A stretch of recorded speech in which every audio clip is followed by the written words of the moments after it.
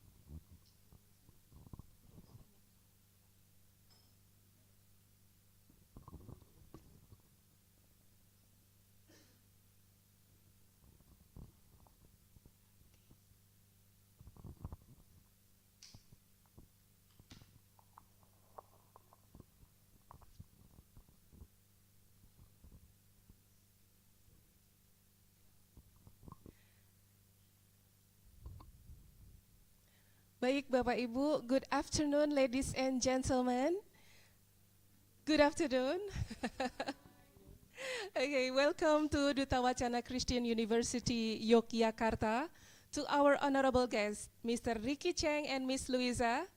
We can give applause to welcome them. Warm applause. Welcome to Yogyakarta. Mr. Cheng also come with Miss Louisa. Yeah, currently has another meeting. They come over from United Board Christian Higher Education in Asia, head office from Hong Kong. So we are very honored to have both of you here in Yogyakarta to share with all of us in BKPTKI workshop as a pre-event before our annual gathering later on July 2024. Baik Bapak Ibu, selamat datang kami mengucapkan kepada yang terhormat Ibu Rektor Universitas Kristen Duta Wacana Buning yang hadir siang ini bersama dengan Bapak Wakil Rektor Bidang Kerjasama, Pak Pendeta Wahyu Satrio. Selamat siang Pak. Terima kasih sekali karena sudah menyediakan tempat bagi kami BKPTKI untuk menyelenggarakan workshop Advancement. Ini yang paling ditunggu-tunggu oleh seluruh anggota BKPTKI karena sebagai institusi swasta kami sangat concern dengan bagaimana menjadi mandiri sebagai sebuah institusi private dan nantinya juga bisa mengembang dan berkembang lebih pesat lagi.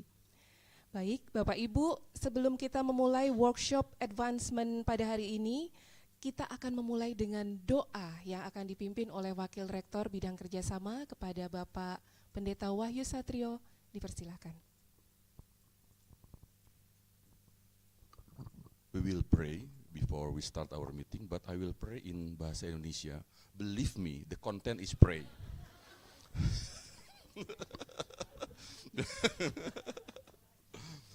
Baik Bapak Ibu, mari berdoa. Kami bersyukur kepadamu ya Tuhan untuk karya dan anugerah Tuhan. Tuhan mengumpulkan kami di tempat ini. Tuhan menolong kami untuk bertemu, mendiskusikan layanan kami di dunia pendidikan tinggi. Berkatilah pembicaraan kami sehingga menjadi berguna bagi institusi kami dalam layanan kami masing-masing. Berkati Pak M.Cheng, Ibu Meilinda dalam tugas memandu kami. Tuhan menolong mereka berdua. Dalam Kristus Yesus kami berdoa. Amin. Terima kasih Pak Pendeta Wahyu Satrio, thank you very much. Bapak Ibu yang terkasih, sungguh luar biasa karena pada siang hari ini telah hadir pimpinan perguruan tinggi anggota BKPTKI dan juga beberapa perguruan tinggi sahabat dari Yogyakarta, baik secara onsite maupun online. Izinkan saya, Rosalin, mewakili tim sekretariat BKPTKI dan juga tim dari Advancement Office UKDW bersama dengan pimpinan saya, Pak Henry Feriadi, former Rektor Duta Wacana, untuk menyambut seluruh hadirin yang ada di sini maupun yang ada di Zoom channel kami dan juga YouTube in Bahasa. Allow me to introduce our participants today in Bahasa, so that you know who are here and who are online. Apabila nanti saya memanggil nama Bapak Ibu, mohon berkenan berdiri. Baik, selamat datang kepada Ibu Mina Sulastri dari Universitas Krida Wacana Jakarta. Beliau adalah Direktur Pelaksana dan juga anggota Dewan Pengurus BKPTKI, mewakili Bapak Ketua yang hari ini berhalangan hadir. Jadi Bu Mina ini dikirim langsung dari Jakarta oleh Prof. Juwantoro. Oh, dari Surabaya ya? Ya, Bu Mina mewakili 2 kota di Indonesia, Jakarta dan Surabaya. Terima kasih Bu Mina. Selamat datang. Kami juga ingin menyambut Ibu Mariana Simanjuntak, perwakilan dari Institut Teknologi Del Toba Samosir. Beliau adalah Direktur Pendidikan dari ITDEL. Selamat datang. Hidup si langit.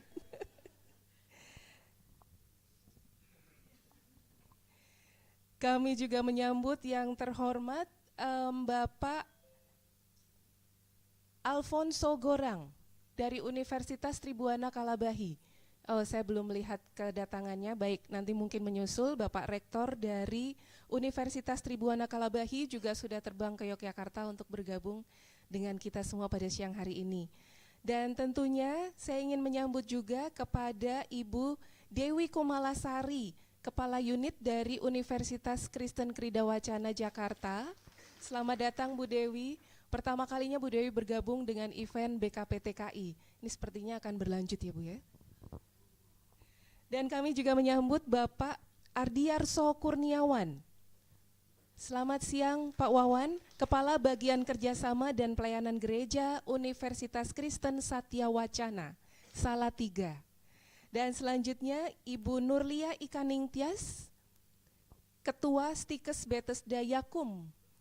Oh, diwakili oleh Ibu Indra. Baik, terima kasih atas kehadirannya Bu Indra. Dan selanjutnya kami menyambut Ibu Renesta Mikaela Indri Malo yang hadir sebagai perwakilan dari Universitas Kristen Wirawacana Sumba. Beliau adalah Kepala Pusat Pengembangan dan Kerjasama Institusi. Terima kasih.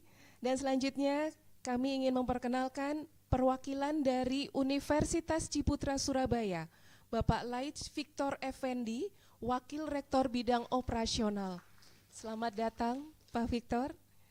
Dan kami juga sangat bangga sudah kedatangan Bapak Peter Parinding bersama dengan Pak Samuel Tando dari Yayasan Perguruan Tinggi Kristen Makale, UKI Toraja, yang sudah hadir langsung ke Yogyakarta. Beliau adalah sekretari dan juga pengurus Yayasan UKI Toraja. Dan selanjutnya sudah hadir juga Ibu Sri Herlina, Vice Rector untuk Financial and Resources dari Universitas Kristen Immanuel. Tampaknya beliau menyusul lewat Zoom karena tiba-tiba ada rapat yang tidak dapat ditinggalkan. Apakah beliau sudah ada dalam Zoom?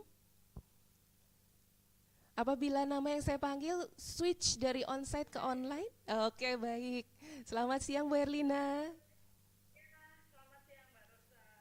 Oke, baik, terima kasih atas kehadirannya.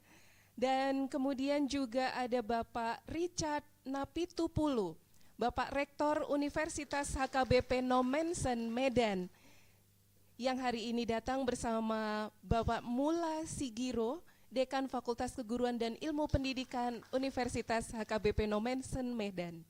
Dan di samping beliau, tentunya yang sudah dikenal oleh sebagian besar dari kita di sini, Bapak Henry Feriadi dari UKDW Yogyakarta.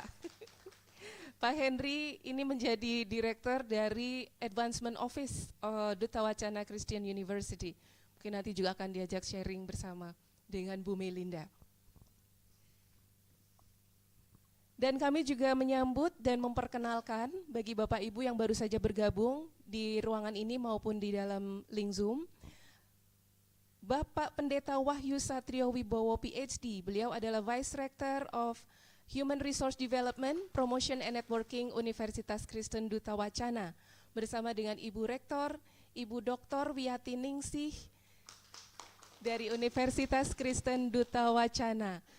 Dan masih di samping beliau dan juga Pak Victor, yang kami kasihi Ibu Iyet Veda Sitepu, yang datang dari Universitas Kristen Indonesia, Jakarta, bersama dengan Ibu Juanita Sidarta, Juanifa Sidarta. Beliau adalah Wakil Rektor Bidang Keuangan dan Pemasaran dari UKI Jakarta. UKI saja, UKI saja. Baik, dan Ibu Iyet adalah Wakil Rektor Bidang Kemahasiswaan dan Kerjasama. Jadi ini banyak yang hadir di sini siap bekerja sama dengan Ibu Iyet juga.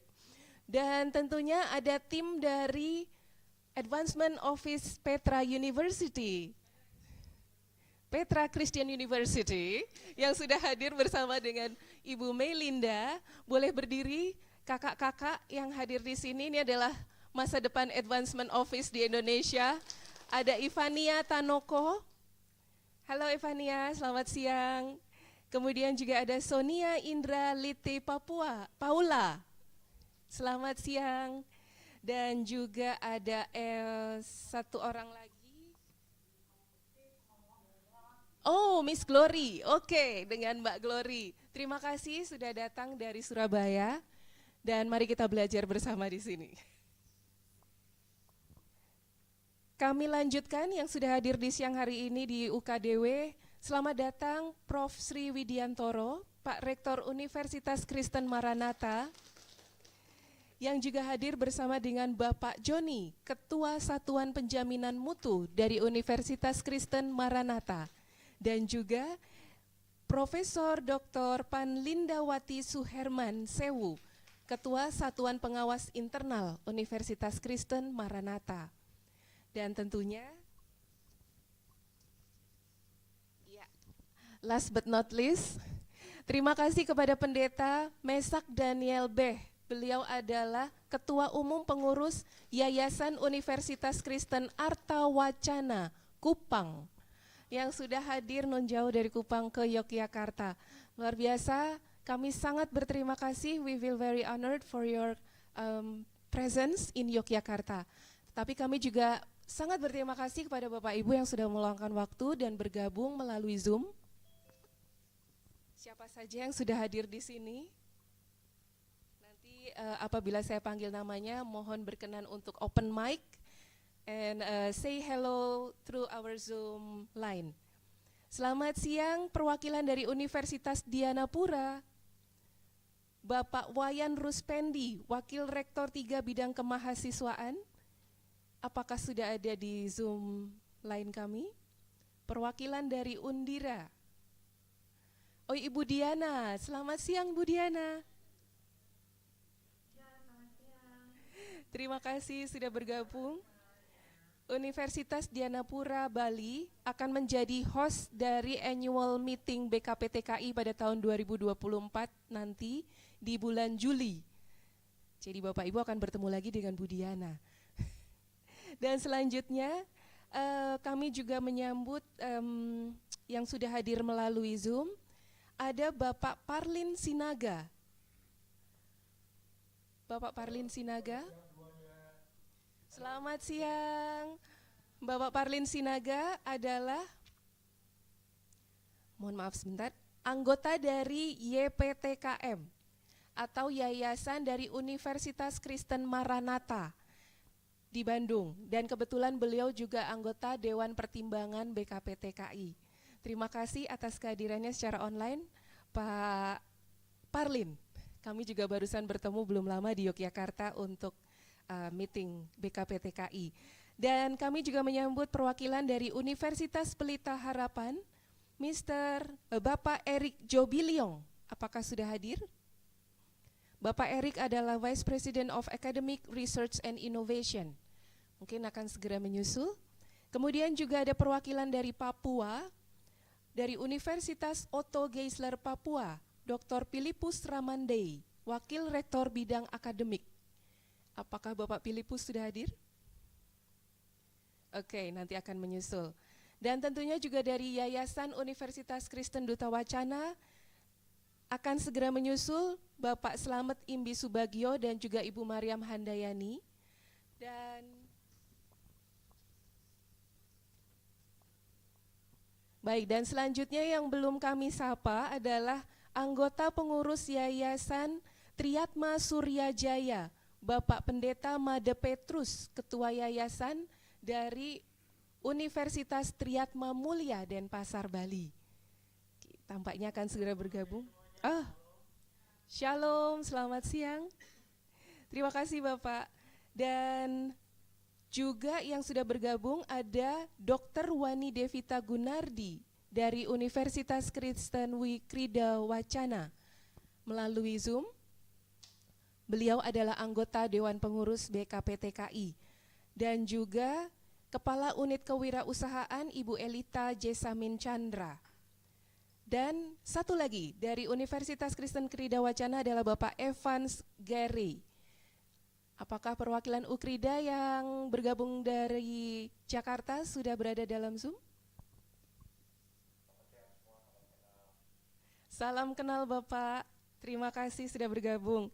Dan juga dari UKI Toraja, jika yang hadir di sini adalah perwakilan dari yayasan, maka yang langsung bergabung dari Toraja adalah Bapak Charlie Baka. Apakah Pak Charlie sudah berada dalam Zoom? Oke, selamat siang Pak Charlie. Apa kabar Toraja? Baik-baik. Terima kasih. Dan kami juga menyambut anggota pengurus Komisi Pendidikan Yayasan Universitas Kristen Indonesia, Bapak Herald Siagian. Apakah Pak Herald sudah hadir? Oke, menyusul ya.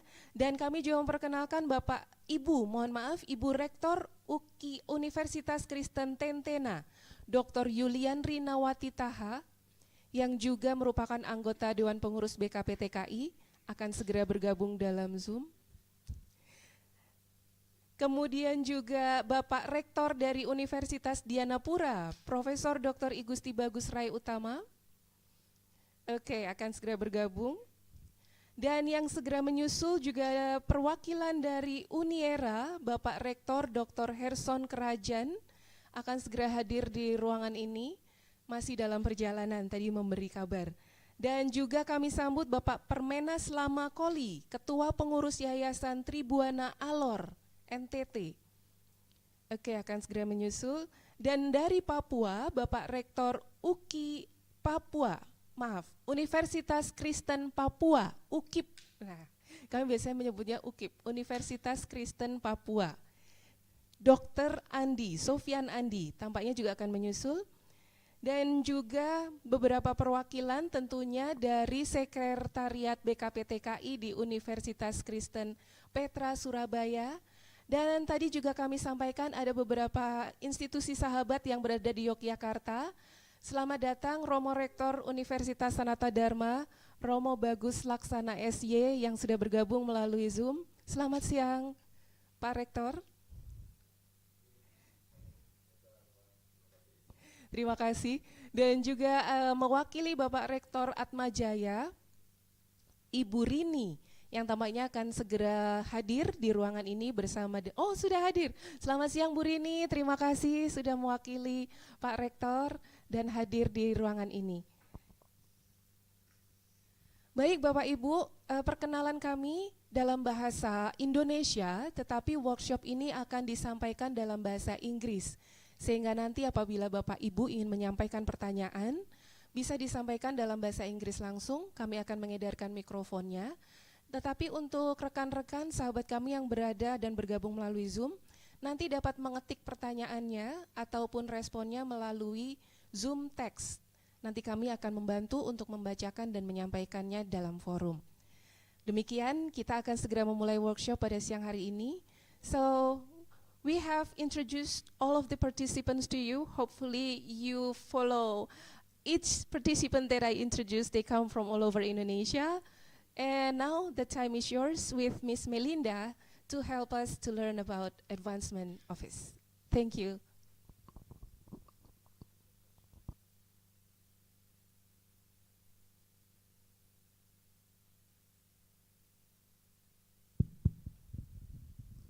Selamat siang.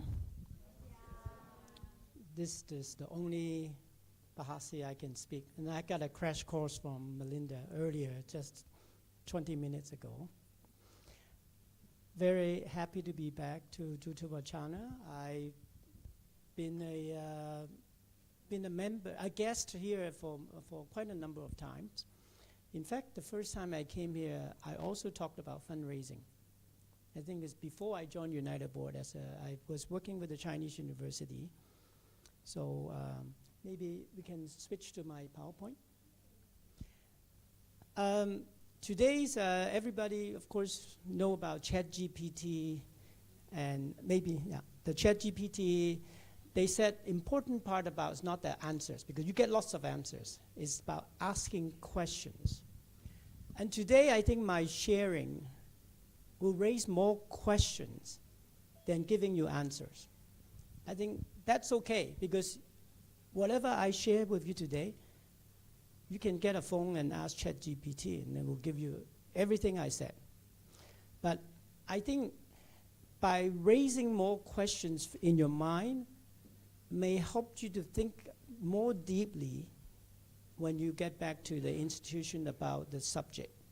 This subject I am very passionate about. It's about called advancement. And of course, we're talking about today environment. Private higher education is, of course, had a lot of opportunities and challenges ahead, and how advancement can help.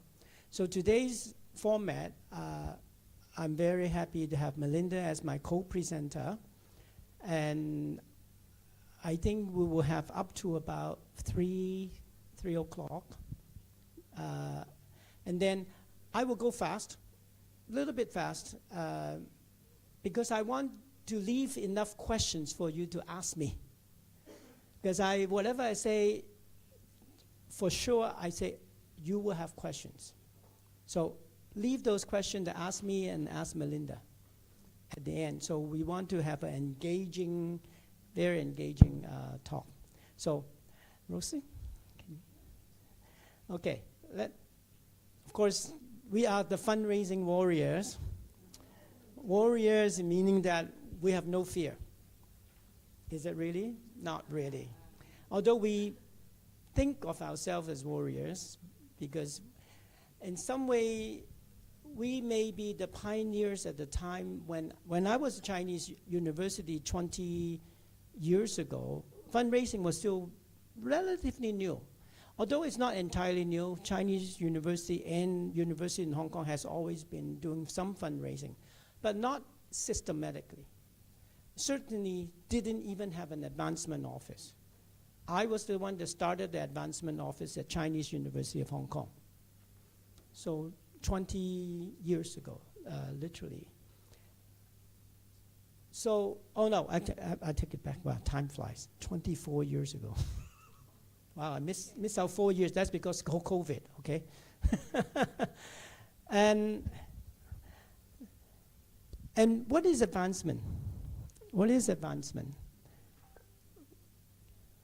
And fundraising certainly is part of it. I want to give a little bit definition of advancement because Meilinda's office is called Office of Institutional Advancement, and that was the office I worked for when I was at Chinese University, called the Office of Institutional Advancement.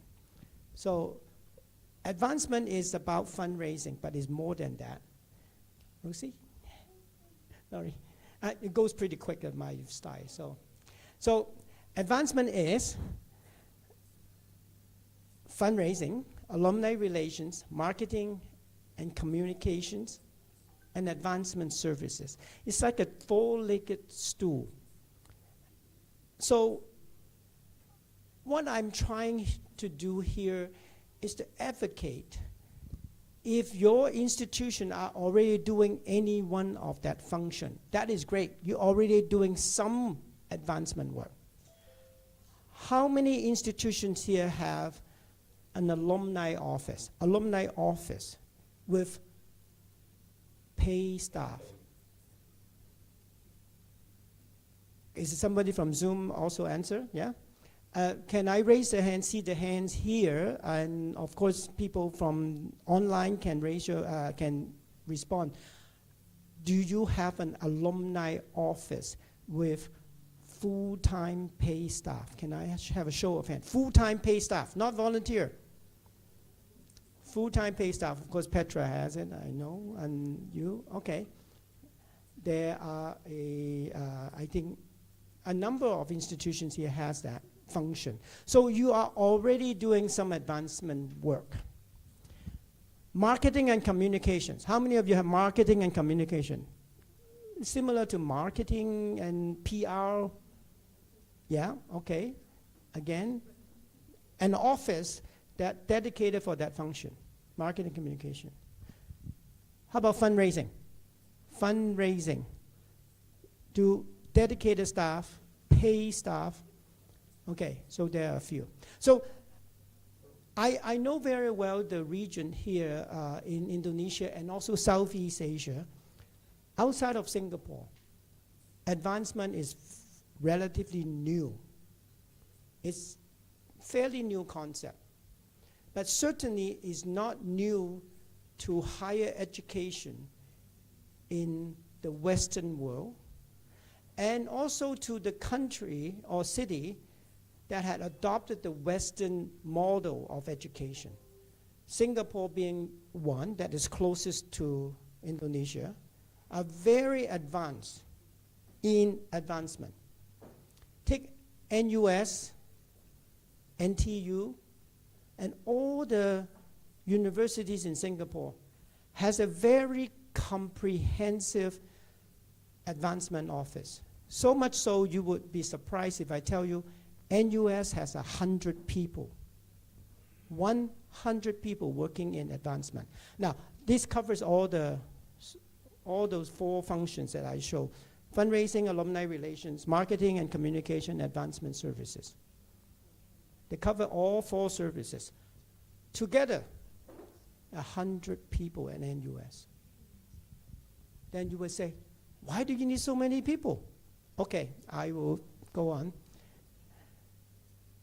So advancement, giving a bit more in depth on that definition, it's about basically the function is to build relationship, to build reputation through marketing, good marketing and communication, building fame. University cannot fundraise if your university is not reputable, is not respected by the community, not respected by your alumni. You cannot raise funding. Just very much like an NGO or charity. If they do not have a good reputation of helping others, why would donor give them to them? Right? University, colleges, the same thing. You got to build your reputation. This is all part of the advancement function. Advancement, in a more comprehensive sense, also cares about the reputation, how they communicate the good work, the students, the awards that they are getting, the professor that has done very good research, or maybe community work. What have they done for the community? Let the media report it. Let the media praise your university or colleges, what you have done. Because if you ask the donor for money, the donor say, what have you done for the society? Other than, okay, you have graduated many students. Okay, that's something you've done. If you have graduated some students that are outstanding students that have become leaders of the community, talked about it. Have the media, the interview that community leader, how your university had nurtured that leaders. These are building reputation and helping you to generate resources in the future. So advancement is more than just going out asking for money or fundraising. Second, relationship building. Building friends, cultivating friends. Third, only on the third part, it comes in building funds, raising funds. Why? If you don't have reputation, if you don't have a relationship, forget about fundraising. Donors gives money to friends. Fundraising or advancement is a people business. Ultimately, it's a relationship business. Building a relationship takes time, takes effort, takes creativity, and it takes people to do it. Dedicated people, not volunteer. Volunteer can help, but if you want to count on getting things done, university needs to commit resources to build up this office. Why NUS pay 100 people to do this job? Are all of them are fundraisers? No.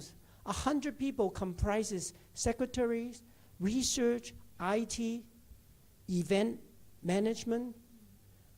There are a lot of work that involved in fundraising. It's not about hiring 100 people to go and knock on doors every day. Maybe out of the 100 people NUS has, maybe only 15 people are out there seeing donors. What's the other 85 people do? To support them so they can go out. They know where to go, where to knock on the doors, and how to do it. And they help to write proposal, copywriting, writing proposal to the donor, and constantly seeing the media, telling the media how well they are doing, what NUS is doing for Singapore, what NUS is doing for the world and for the region. Telling their donor, this is what NUS is doing. Same thing with Chinese U. When I was at Chinese U, we have a marketing department. We call PR, and we have an alumni office, and we have an advancement office. Advancement office, we focus more on fundraising, but we work with the other two offices. So together in Chinese U at that time, we have about, I would say about 30, 35 people. This was 24 years ago. Have we grown? Yes, we have grown, but not nearly as fast as Singapore. Singapore has grown really fast in terms of the advancement service. So, why raise funds? Can some of you give me an answer? Because just want to make sure you don't fall asleep. So I have to ask question. Why raise funds? Just say, provide more services to students. Yes, of course. Can you be more specific? What kind of service that you can think of?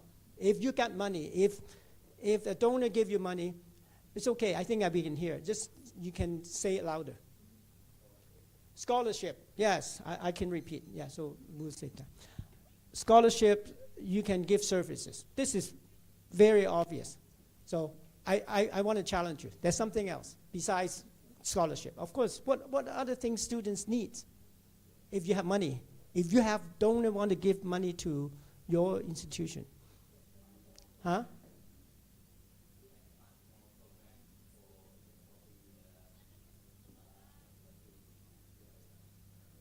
Expanding programs for students. Okay, that's good. Donor can relate to that. If I give you money, you can do more for students, right? You can do more. What else? What's that? Sustainability. So when you talk about sustainability, so you talk about financial sustainability. Not so. You mean environmental sustainability? Can you be more specific?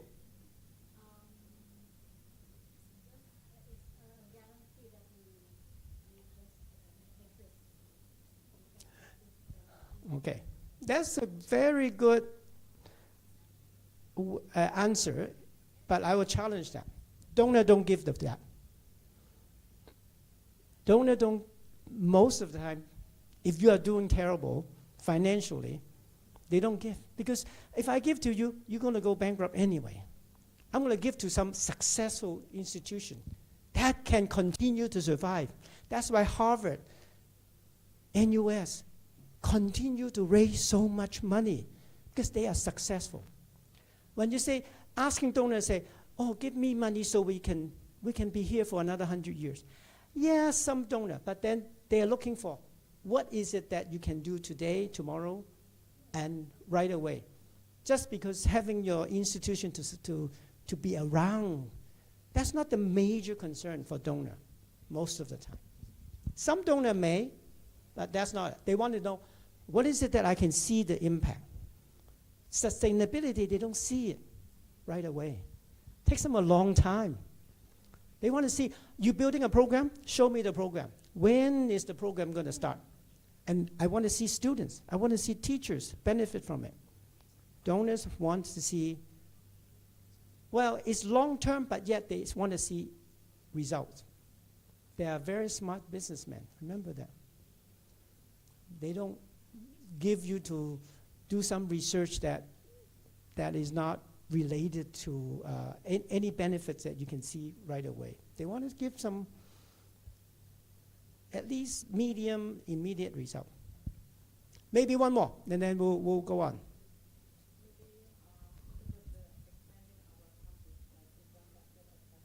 Yes, of course.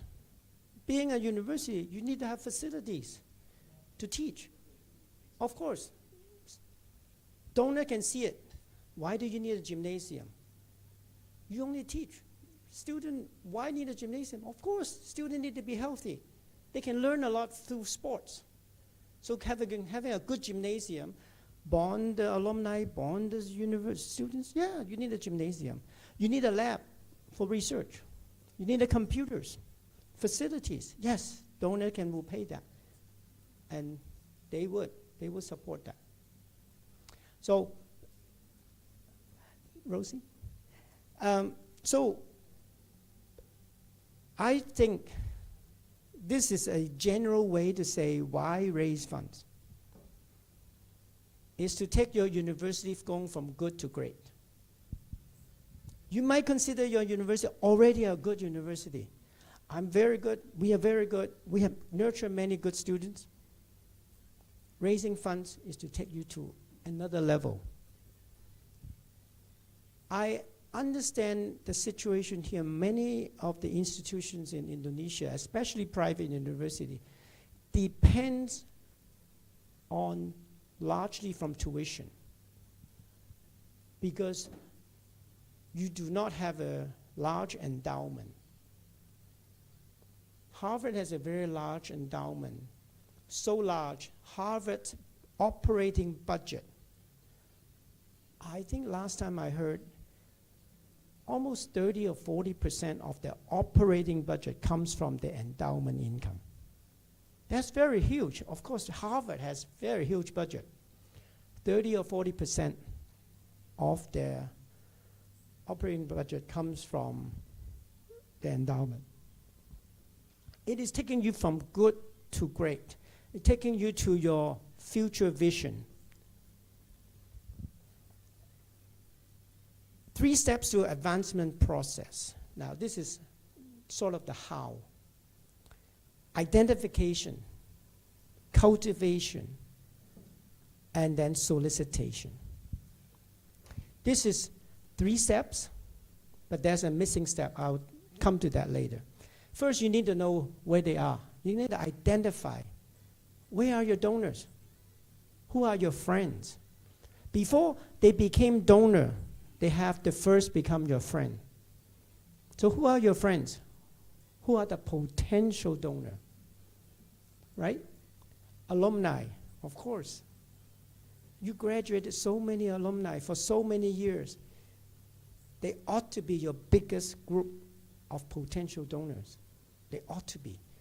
That's why you need to have an alumni relations office to cultivate that relationship.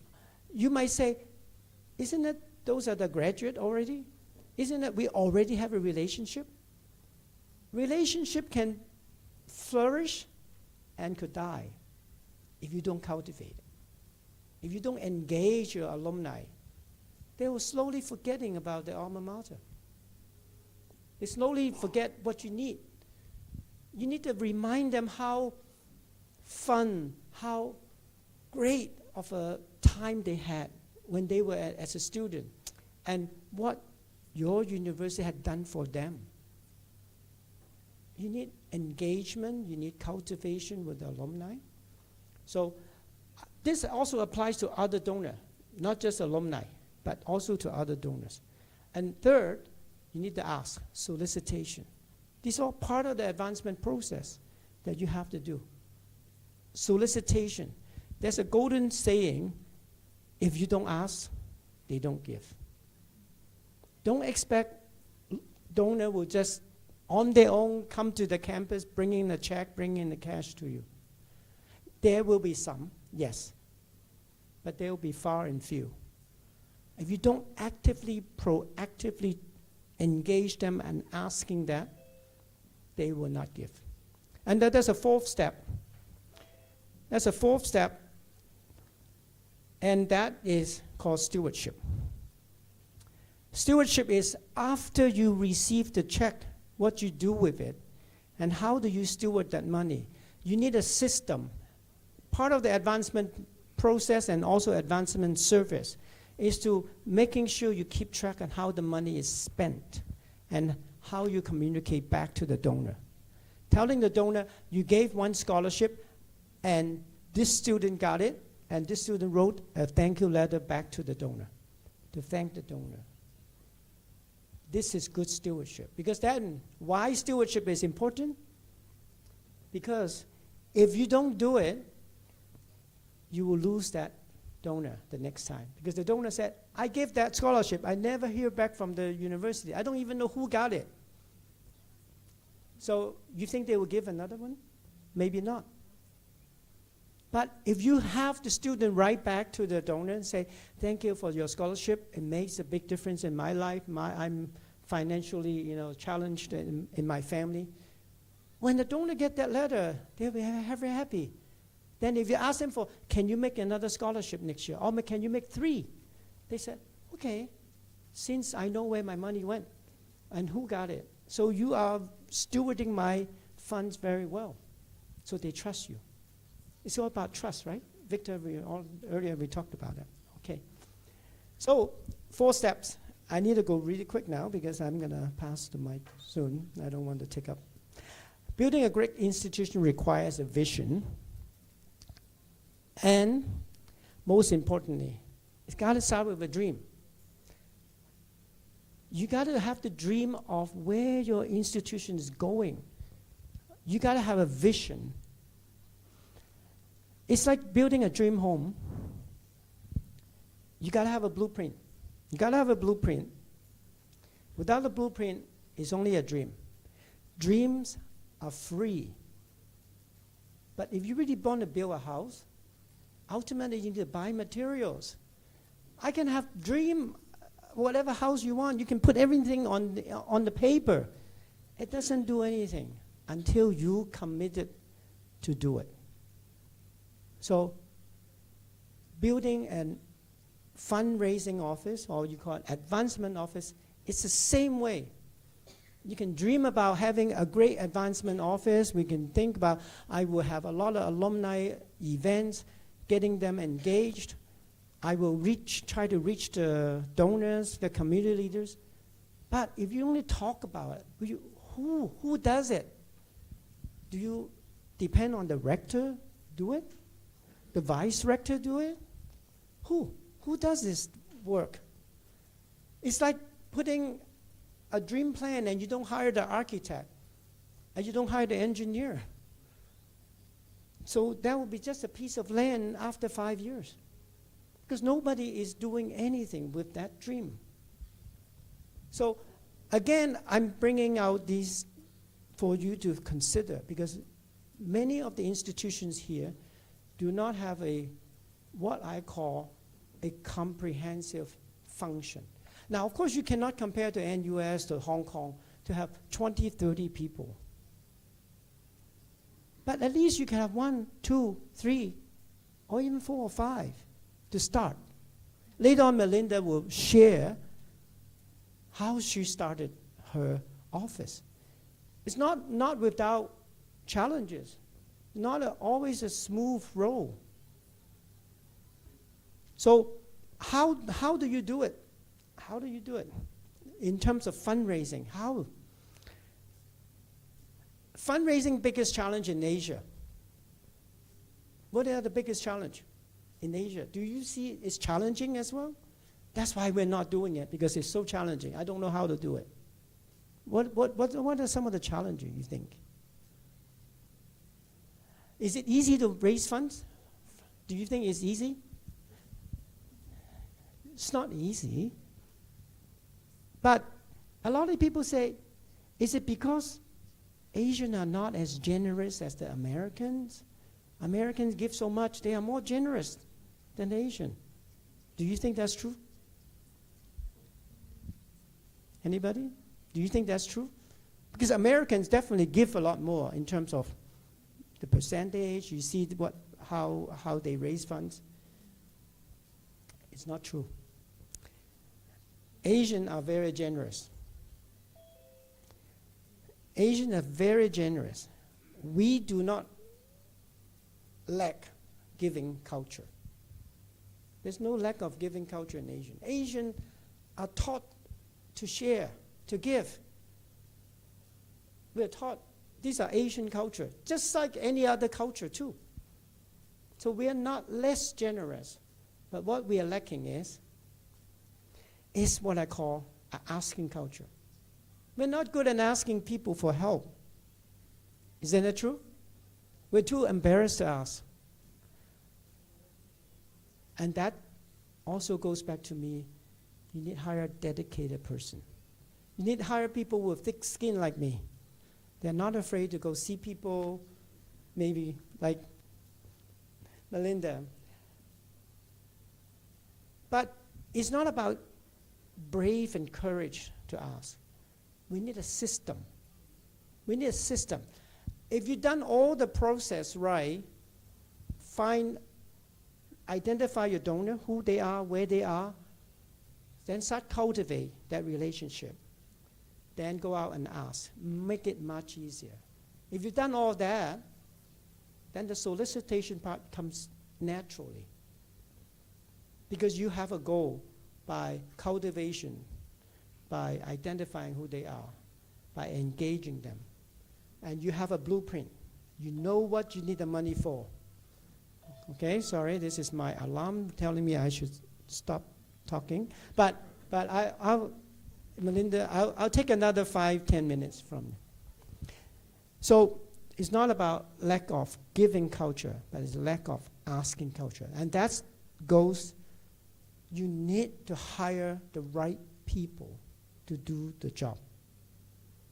You cannot depend on another faculty, another staff doing it half-time, doing it part-time. You need someone good. They are used to meeting people.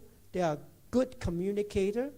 They are a spokesman for the university. So these are not junior level staff. You need to hire very senior people. When I joined a Chinese university 24 years ago, I was already running my business, family business. I had a MBA. I said I have some skills in public speaking because I'm a member of the Toastmasters. So I think they found the right person. But I think there are people in your township, in your city, in the country, that have that kind of personality that can fit. It could be the alumni. It could be someone that's already successful in the business that they want to switch. I switched from business to work for a university because I was looking for something different from running a business. So there are people in Indonesia. They are very talented people. You need to hire them. Give them the right respect in terms of title and compensation. That's how you will find the people. So the biggest challenge in Asian higher education fundraising, now before I was asking what is the challenge in Asia in fundraising, but this is Asian higher education now. What are the challenges?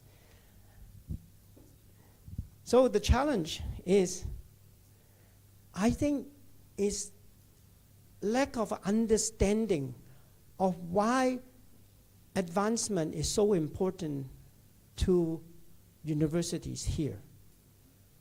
Because there was no such function before. There's not a such function of alumni relations, although people understand, alumni is important. But then here, you're too busy trying to nurture the students already in your hand. You're too busy dealing with many issues on a daily basis. So when the students graduate, they leave the university, they somehow are forgotten. Oh, we're done. They are out of the society. We've done our job. Let the society deal with them. I'm dealing with the future student. I'm dealing with the current students. But they forgot to remember. They forgot that alumni are your treasure. They can come back and help you. Only if you engage them.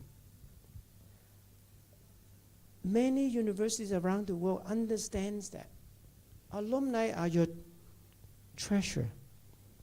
And of course, I also thought there's not enough courage here to really build an advancement function. Why am I saying no courage? It's difficult to do. So when I'm the senior leader, I say, it's so difficult. I'll pass it on to the next one. And I got too many other functions to do. Maybe I don't do it. Also, why? It takes money. I don't have the money. Where am I going to have money to hire 2 or 3 people? Where am I going to put them? I don't have enough space. But remember, doing this advancement service is not an expense. This is a revenue generating unit. It's an investment. If you don't invest, you never get return. So now I'm going really quick now because I think Meilinda will share a little bit of that. From concept to action. Start building an advancement office, and that function, look at it, 4 functions: fundraising, alumni relations, marketing and communication. Advancement services includes stewardship. How do you steward the gift? And that's a lot of time. So honestly, 1 or 2 people are not enough to do the job. Eventually, you need to have the courage to commit resources to build a bigger team. But give it time. But at least you need to, when you start an office, don't think you have 1 person will be enough. Because as you are engaging more donors, you have more work. This takes full time. Yes, you can get student volunteer, you get alumni volunteer to come help. Volunteers are not dependable. They are not very dependable. They come as they please. And you cannot order them to do things. That's why I always say, get volunteer to do help on project basis, but you have full-time staff to do things, plan things, executing the event, planning. You need full-time staff. Alumni are your low-hanging fruit. Go to them first. You'll see more success right away because there are a lot of alumni actually waiting for you to ask them. Waiting for you to ask them to help. But they don't help, they don't give because you never ask. They didn't know you need help. You need to tell them. You need to communicate to them that you need help. So, how do you do it? Do you even have a database on all your alumni? If you have a database, are they in Excel sheet? Or are they in some sort of paper form? Or are they in a database where you can search? How updated are they? How updated are your alumni information? Where are they? Now, they may graduate 10 years ago, but do you know who they work for now? Do you know those data? So it takes a lot of time from your institution to upkeep that database. If that database is outdated, it's no use. You might have 20,000, 30,000 alumni. But do you have all 20,000 on your database? Probably not. So start with your database. Build your database and see who may be your loyal alumni. I've mentioned that already. Start looking for data. Alumni are diamonds in the rough. They are treasure. You need to go dig them out. Even when you dig them out, they are still a piece of rock without polishing. Cultivation helps to reveal the alumni to become your diamond in the rough.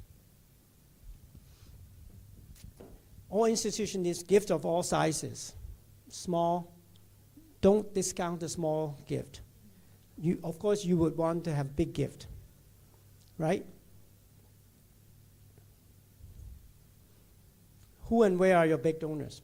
When you say alumni, is that alumni always only give small gift? Not really. There are some alumni who have graduated and become very successful. But do you know that? Do you know that they are successful? If you're not keeping up with all the alumni, there are a lot of invisible millionaire and billionaire. In the society, some people make it rich, but they don't make it on the newspaper. You didn't know they moved away to another township, maybe another country, and they became very rich. But in fact, they may be your alumni. So who are your big donors? Another beyond alumni, who are the big donors? Community leaders. Do you know who are the richest person in Yogyakarta, maybe? Who are the richest person in Bandung? Who are the richest person in Jakarta? Do you know them all? If you don't, try to know them. Find someone that knows them. You might have connection. You might have alumni network that can connect you to those community leaders who could make a gift. You need research people. You need alumni. You need your advancement office to do research. So when is the best time to do it? When's the best time to do this? Now.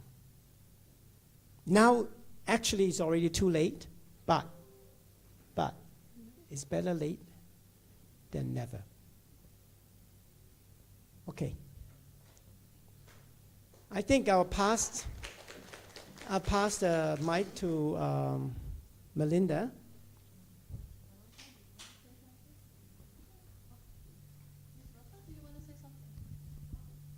Thank you, Ricky. Thank you very much, Ricky Cheng, for your sharing.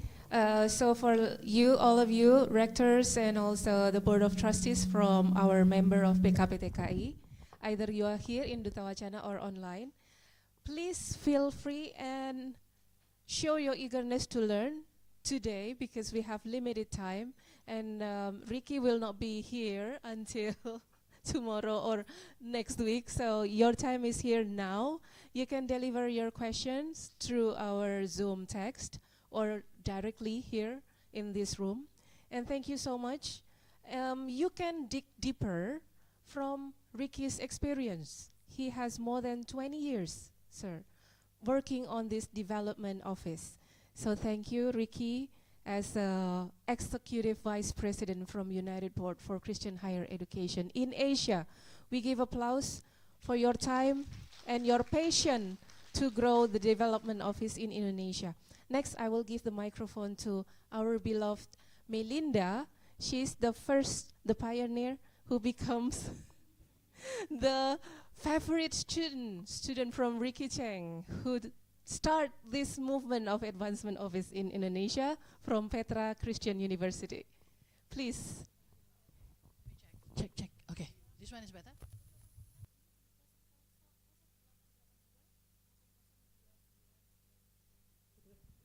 I'm going to leverage your Indonesian because I'm going to use double language. Bilingual. Selamat sore, Bapak Ibu. Selamat siang, Bapak Ibu. Sudah mau cepet-cepet sore aja. Ya. Halo yang di Zoom. Semoga masih bertahan. Boleh minta tolong slide saya? Nama saya Meilinda, seperti yang dikatakan oleh Bu Rosa, bisa panggil saya Mei aja. Saya dari Petra, saya Petra Christian University dari Surabaya. Dan Ricky Cheng actually is my mentor, the one who stole the attention of my rector and kicked me into this position. Ya, jadi next. Judulnya Road to Advancement Office gitu ya, supaya kelihatan niat dan sungguh-sungguh. Karena apa, saudara, Bapak Ibu sekalian? Karena memang ini bukan satu hal yang saya alami sebagai satu hal yang mudah, enggak, sama sekali enggak. Pengalaman saya lebih di international office. Memang bertemu dengan orang, tapi seperti yang dikatakan oleh Ricky, I don't have the culture of asking a favor personally. With donor, we're going to do that personally. I ask favors from partners to help my students, but in the form of institutional favors. But when it comes to fundraising, I think, Ricky, it's more one-on-one relationship. So I don't have that culture. I have the culture of sungkan, Bapak Ibu. Bapak Ibu punya? Pasti banyak dan tebal gitu karena kita orang Asia. Oke, next. Jadi advancement office itu bagi saya itu adalah a belief, kepercayaan yang saya pegang betul. Advancement adalah bagian dari solusi. Dia menjadi bagian dari solusi, bukan the only solution. It's part of the solutions for especially private higher education institution in Indonesia. Next. Now, what about OIA in PCU? Saya cerita sejarahnya sedikit.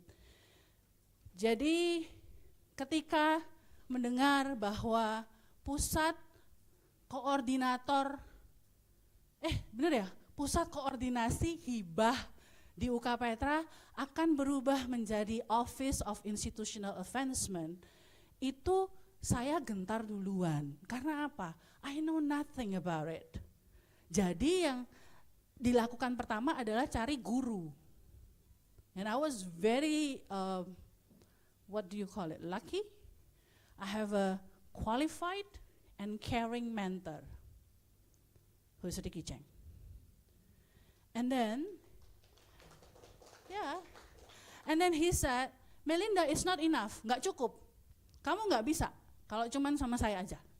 Kamu harus cari network, a growing community, a professional community. Saya sampai bilang, loh Ricky, emang ada ya orang-orang yang kerjaannya itu begini, yang sehari-harinya itu kerjanya begini, emang ada ya gitu. Dia bilang, Case, I'll link you to Case. Dan pada saat itu benar-benar yang gitu. But it was so expensive. Case is an international organization. Dan it's a professional organization. When you go to Case activities or events, you will meet literary professionals in that area. Jadi benar-benar ketika Ricky pada saat itu saya bilang, saya nggak punya duit, saya nggak punya dana. Yang dilakukan adalah cari hibah. Gimana caranya saya bisa pergi ke tempat itu? Gimana caranya saya bisa datang ke acara itu? Dan ketika saya datang, terus saya bilang, ini beneran loh nggak punya duit ini gitu, ibaratnya. Very honest with the committee.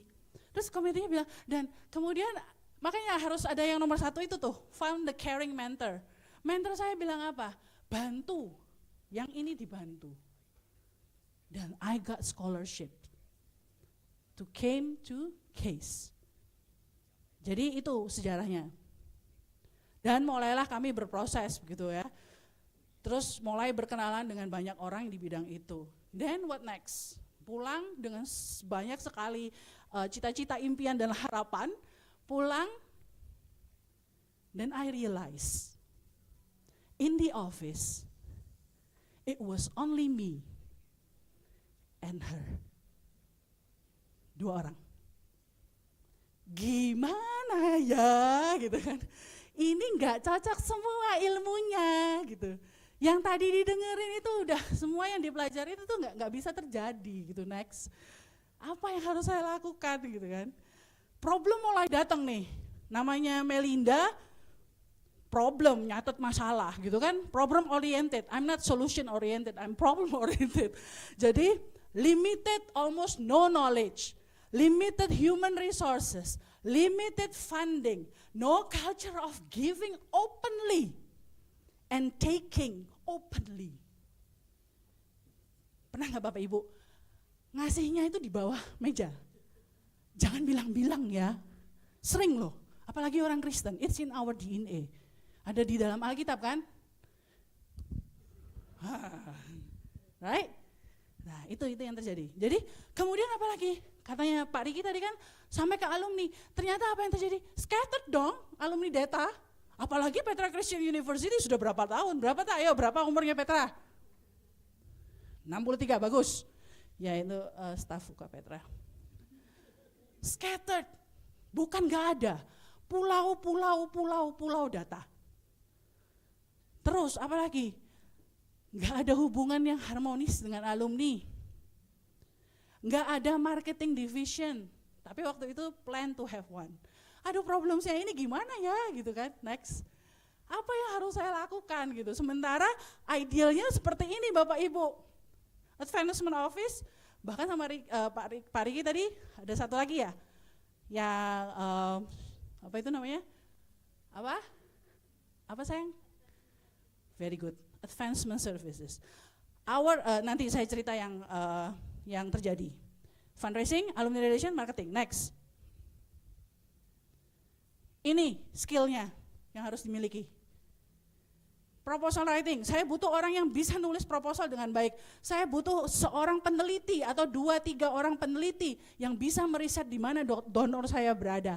Saya butuh office manager, orang yang bisa mengatur segala sesuatu terkait dengan keseharian. Saya butuh event management officer, saya butuh copywriter gitu, banyak gitu ya yang dibutuhkan ternyata. Next. Kalau alumni relation itu tadi cuma yang fundraising ya Bapak Ibu, ini alumni relation, ini wajahnya Bapak Ibu udah gak bahagia nih. Saya harus lanjutin apa enggak? Enggak gitu. Kalau leaders enggak mau, paling males invest di human resource. Yang bukan dosen. Benar apa benar? Anyway, alumni relation, event management, office management, communication officer, copywriter, data manager. Banyak sekali yang dibutuhkan. Next, marketing. Waduh, ini udahlah. Ini sangat klasik. Dan seringkali kita lupa bahwa marketing itu bukan sales. Sales is not marketing. Itu lupa. Biasanya dianggap campur jadi satu. No, they're not. Next. Akhirnya apa yang terjadi? Saya sharing sedikit. PCUA, Petra University Ways, itu ada 3. Alumni relation, fundraising, external project, non-teaching, research, and community service. Ini yang kami lakukan. Next. This is my super team. Kurang 1, Pak Chunhan hari ini nggak datang karena Pak Chunhan akan saya kirim ke Singapura untuk attend case. He will come to case anyway. Fundraising, we have 2 persons. Puji Tuhan dari 1 jadi 4 gitu. Sebelumnya tim saya bersama saya itu 7 orang. Tapi kemudian saya memutuskan untuk memberhentikan 2 orang. Enggak 8 orang ya kita ya. 8 orang. Berhenti, ya betul. Memberhentikan 2 orang, yang satunya mengundurkan diri karena mengejar cita-citanya, which is okay.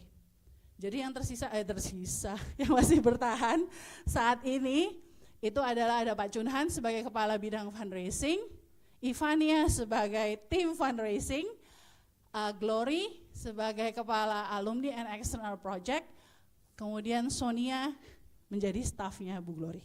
Next.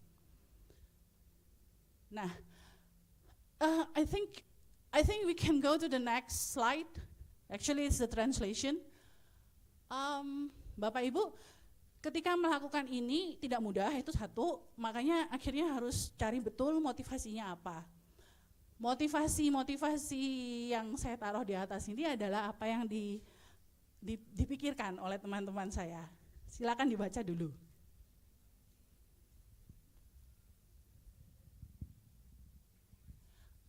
Gini, kalau cuma baca aja nggak seru. Baca dan cari persamaannya.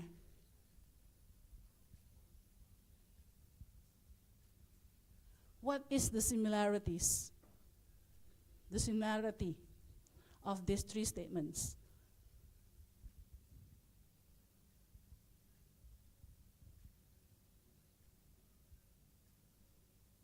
Dah, jangan lama-lama.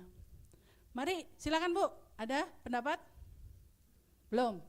Ada yang punya pendapat? Come again? Be more, okay. Be more grateful? Yeah? Then, what else?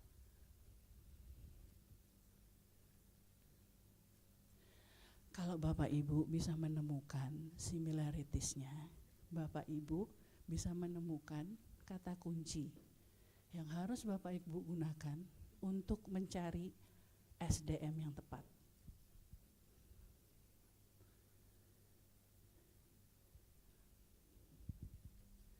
Sebetulnya kalimat-kalimat yang disampaikan di atas itu bukan ingin show off, tapi sebetulnya ini adalah kriteria tipe staff atau SDM yang bagaimana yang harus dicari.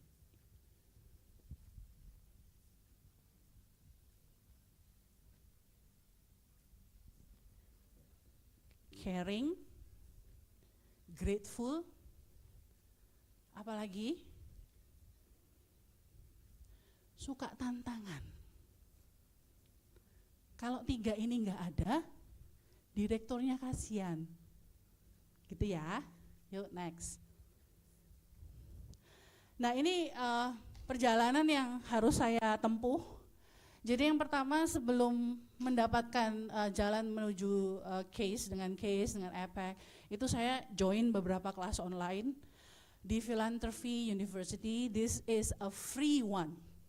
You don't have to pay. Orang yang belajar di Philanthropy University akan belajar banyak hal terkait fundraising, terkait how to solicitate, how to get a donor, how to ask. Ini free Bapak Ibu. Dan akan ada sertifikatnya. Baru kemudian 2019 saya bertemu dengan Pak Riki dan juga Bu Tanli di APEC. Kemudian saya merasa nggak cukup, saya undang lagi beliau. Dan apa yang terjadi, budaya di advancement adalah budaya berbagi. Jadi pada saat itu Pak Riki berhasil mendatangkan Alumni Relation Director dari NUS. Dan kami belajar banyak dari Mr. Bernato. Kemudian apalagi yang harus dilakukan, yaitu tentunya ya datang ke acara-acara APEC. Selain itu, case, saya tidak sedang jualan karena saya juga nggak dapat persenan dari case, cuman saya beneran ngerasakan bagaimana case itu membantu saya. Jadi yang pertama, Currents itu adalah majalahnya case. Di situ saya bisa belajar apa aja tren-tren terbaru, bagaimana orang lain melakukannya. Yang kedua adalah dari case library. It's a rich library. It's a rich library. I have to repeat it because you can find literally anything related to advancement business.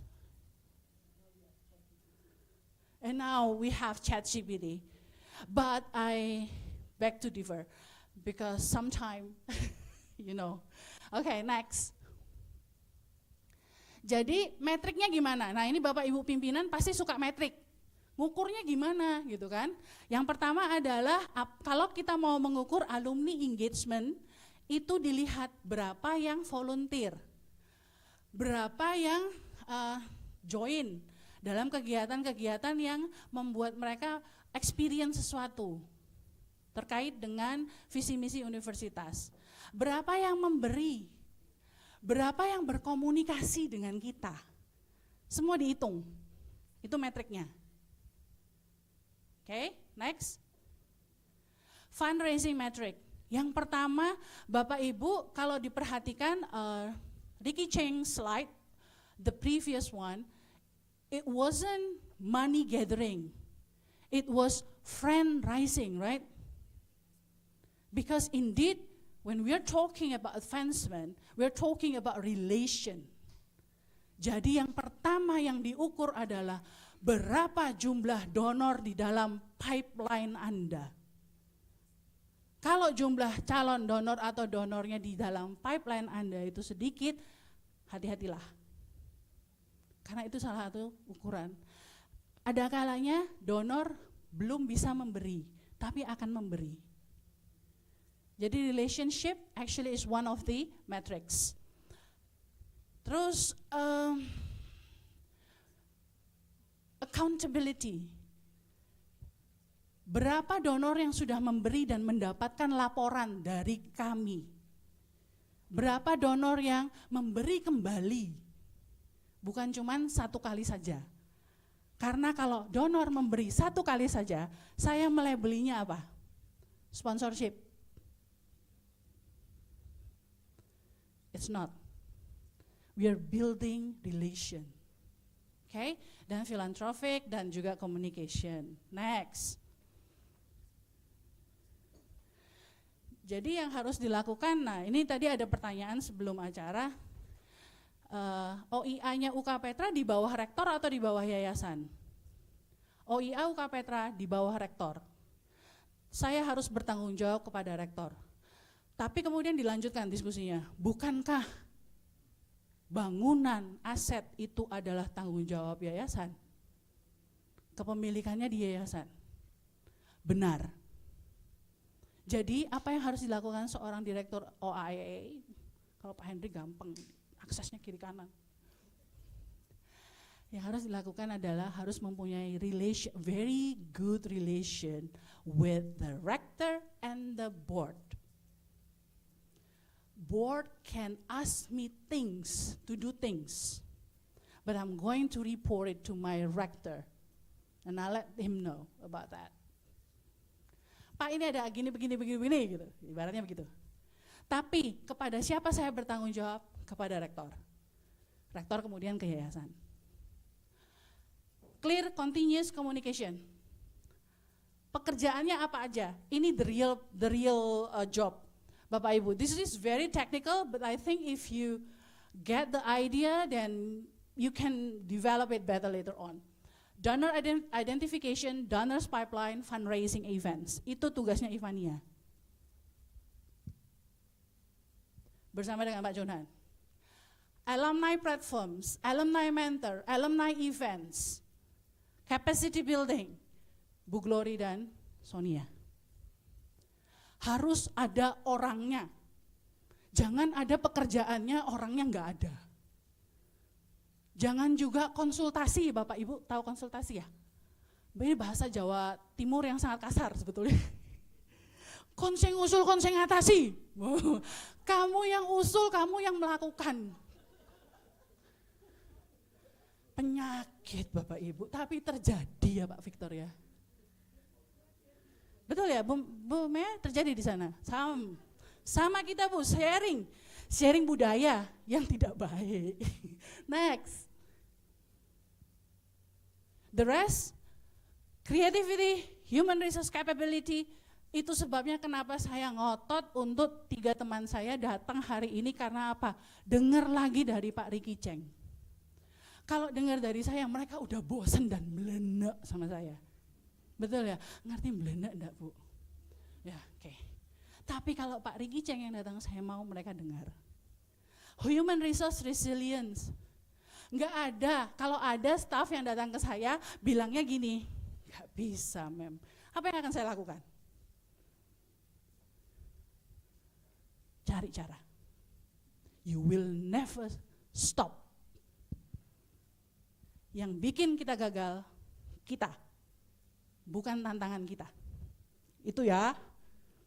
Ini sekalian nuturi gitu loh, mendoktrin gitu loh ceritanya. Nah, terus apa lagi? Harus konsisten Bapak Ibu, ini sebabnya harus ada orang. Kalau tidak konsisten ada donor kadang dikasih surat ucapan terima kasih. Kemudian direkturnya sibuk, lupa bikin gitu ya. Donor satunya nggak dapat surat ucapan terima kasih. Apa yang terjadi? They will talk. Rich people, they are connected. Benar nggak? Berbagi tas Hermes.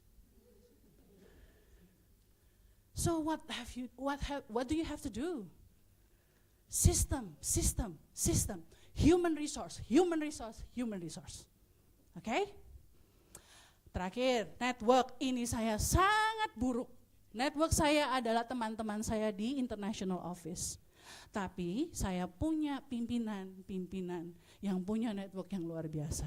So I'm going to ask them. Dan communication skills. Oke, next. Nah ini, Nana, ada yang bisa bahasa Jepang di sini? Lulusan Jepang. Ini Profesor Profesor Marata langsung pakai kacamata. Kayaknya bisa nih. Ya, dia bilang, you boleh 7 kali jatuh, tapi pastikan you bangkit 8 kali. That's what I said before. No. There is no room for I cannot. Try. Next. Karena kami sangat terbatas, hanya berlima sekarang, ya kan? Kami hanya berlima, jadi prioritasnya apa? 2 prioritas kami. Yang pertama adalah getting external funding, yang kedua adalah getting more alumni engaged. Jadi KPI-nya kalau untuk Bu Glory dan Bu Sonia itu bukan berapa jumlah uang yang bisa masuk, tapi berapa jumlah alumni yang ada di dalam database yang kalau ditelepon ngangkat. Jangan sampai data nomor teleponnya adalah ketika mereka lulus. Tahu kenapa? Udah ganti. Yang di ring angkat, that's the idea. Itu yang kami sebut dengan data alumni. Next. Oke, thank you.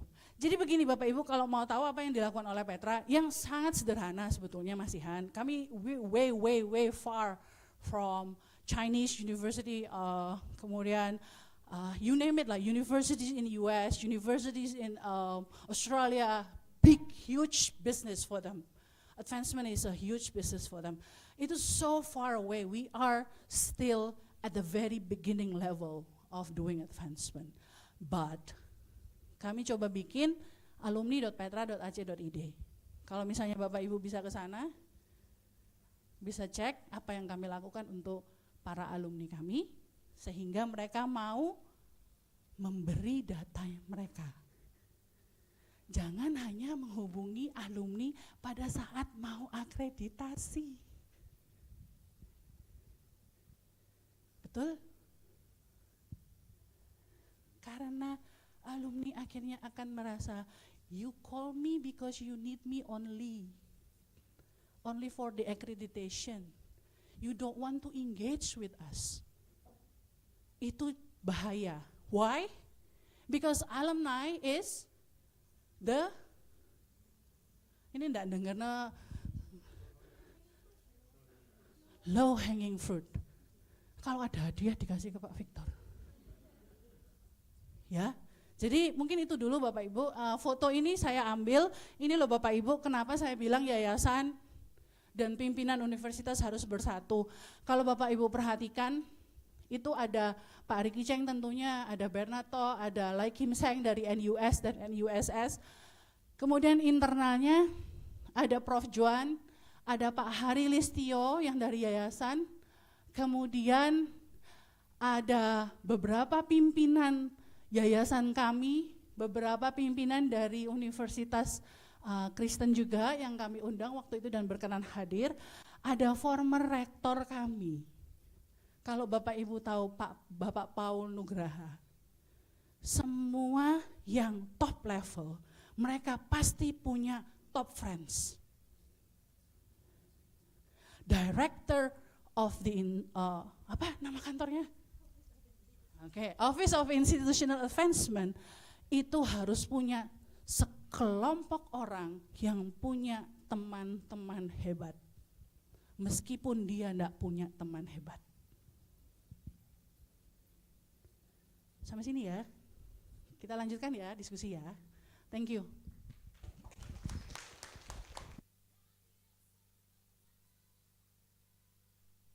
Baik Bapak Ibu, apakah ada yang ingin merespon dari ruangan ini? Oke, kita mulai dari Bu Mina dan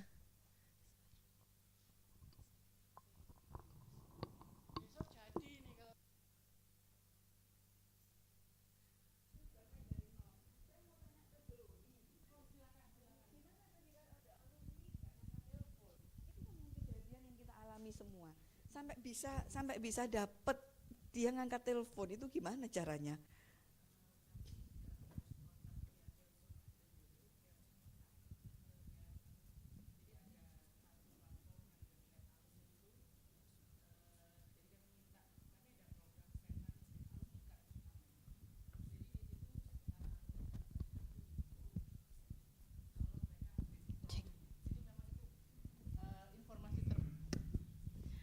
Jadi memang waktu di website itu alumni Petra bisa dapat kartunya itu kalau sudah update profil itu tadi.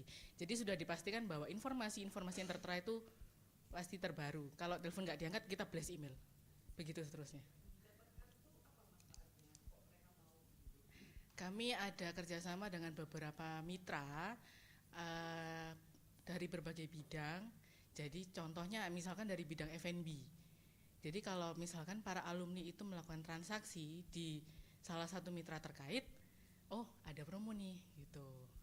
Itu cara yang kami, salah satu program yang kami pakai supaya kami bisa menjalin relasi dengan alumni itu.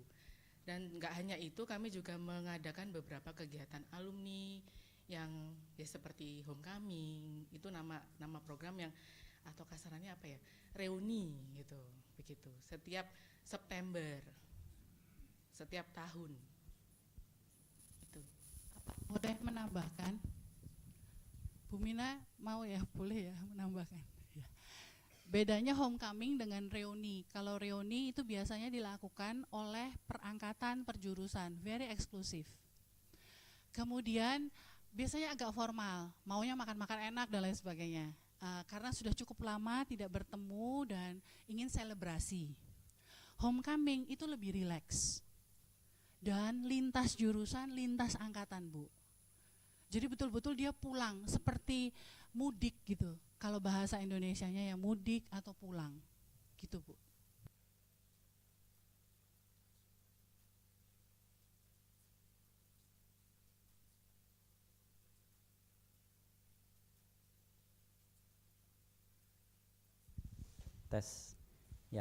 Thank you for the opportunity. I would like to ask questions maybe to Mr. Cheng and Bu Meilinda.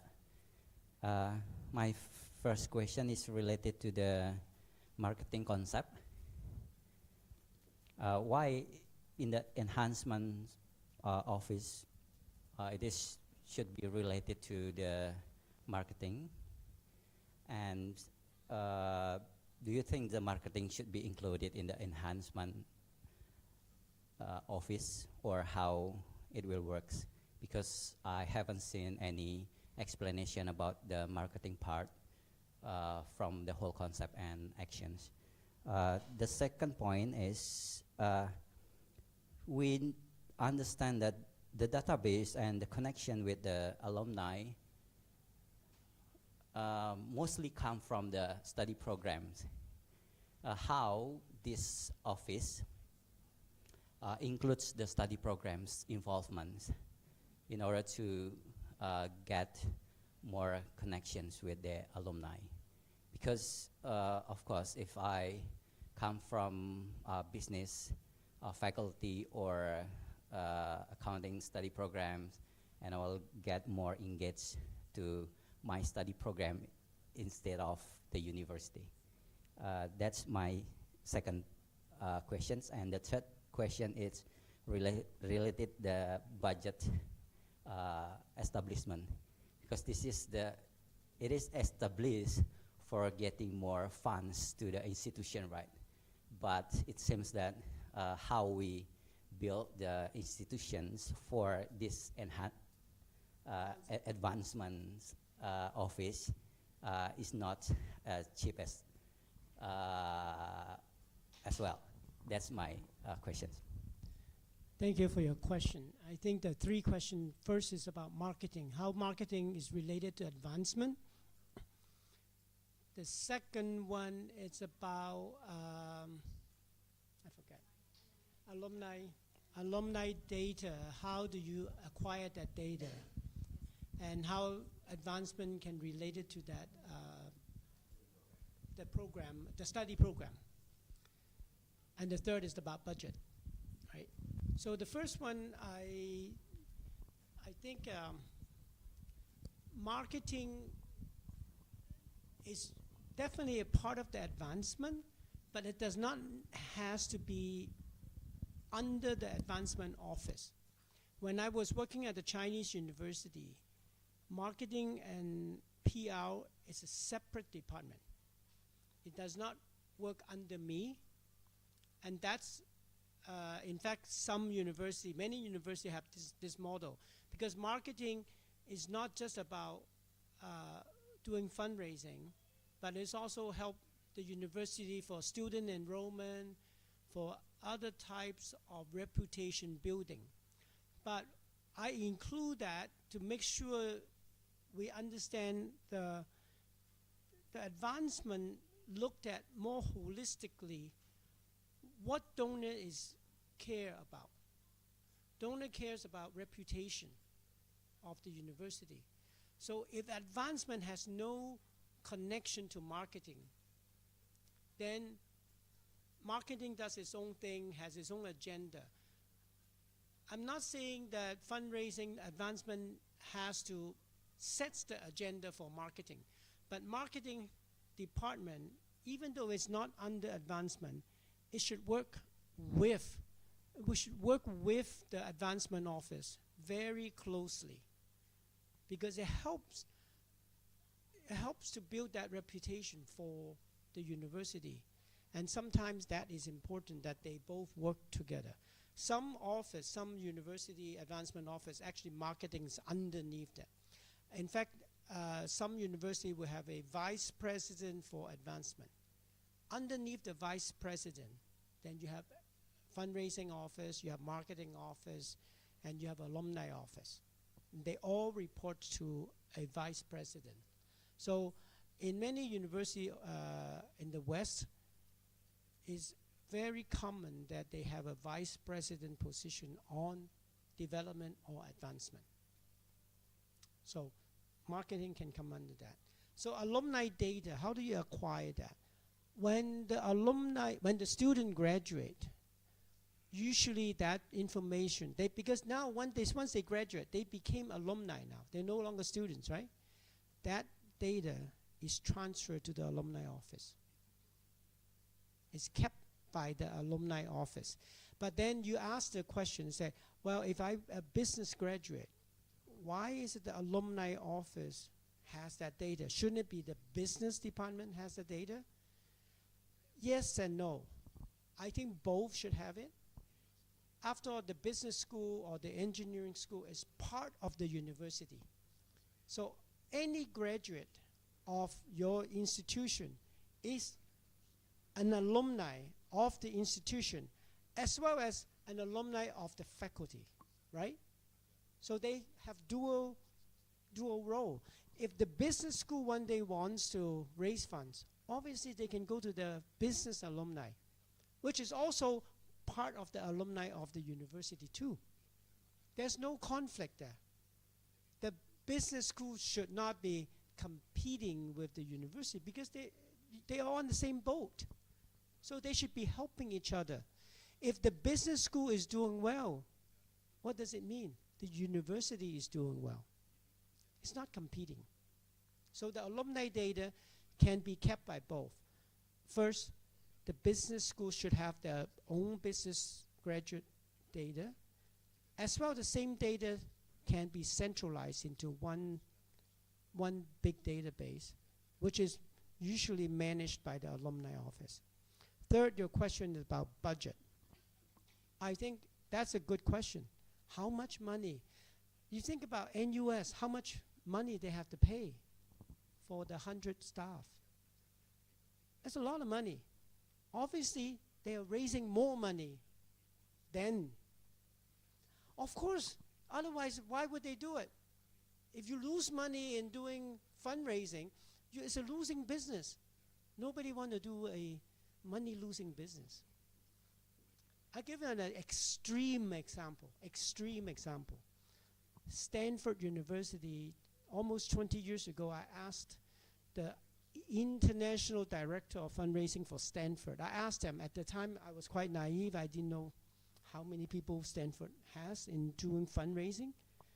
I asked them, how many people in Stanford doing advancement? That includes all the service, right? That includes the fundraising, the marketing, the alumni service, and the advancement services. Guess what the answer was? 500 people. Stanford, 500 people. Do you know Stanford is in one of the most expensive area in the US, in Palo Alto? Sits right in the middle of Silicon Valley, where lots of billionaire, millionaire walking around in flip-flop and shorts because they're all high-tech guys.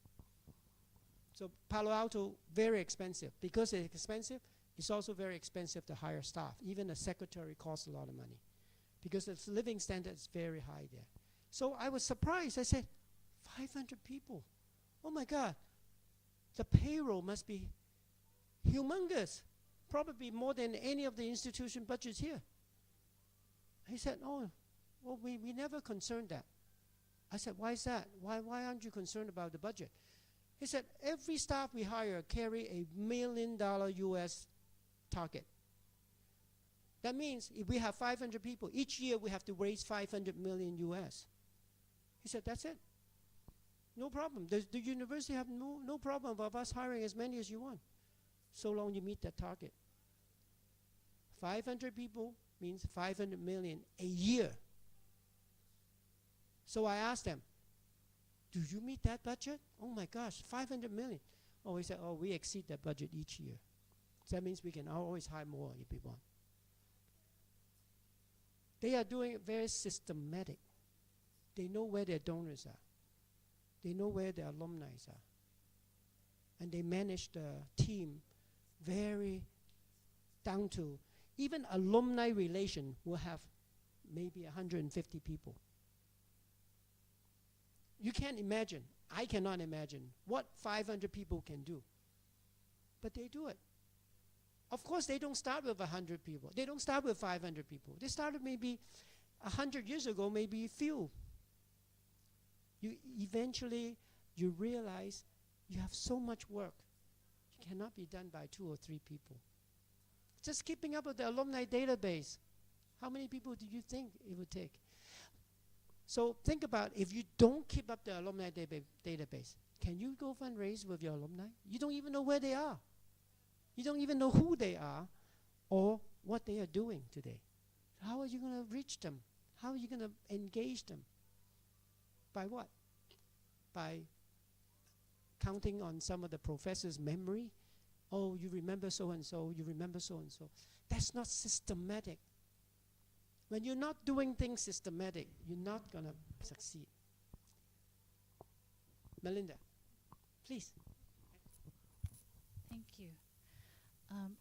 About marketing concept, I do agree with what Ricky said. To be very honest, that's what we are doing in Petra Christian University. We have marketing department. So for example, there is one event, we call it video tanya-tanya alumni. Yeah, tanya-tanya alumni. That video cannot be done by our office only. So we have to engage with the marketing department so that we can work together. So I do agree with what you said. And then related to data in the departments, that's a good start, but actually. Then you can collect the data. And since we know that the department needs the data, and we also need the data, then we can collaborate. So you can create a system where Office of Institutional Advancement can see all the data of the alumni, and department can see the alumni of that department. Yeah. Did I answer your question? Okay. And the budget is, it's relative. But the thing that I can share with you at this moment actually is that we need money to start. So be generous, but be accountable. I mean, since you are the leader, you can give us the money, but we need to be responsible with the money. So as long as we can prove the usage and the benefit of that money, that we can grow that the value of that money, then actually it's okay.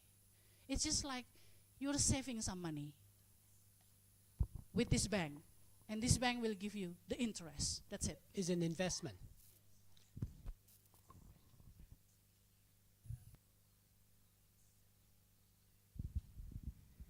Yeah, about the accountability, what I meant, maybe do we treat this office as a cost responsibility or a profit responsibility, or just revenue or investment, like Mr. Cheng said, because it could be,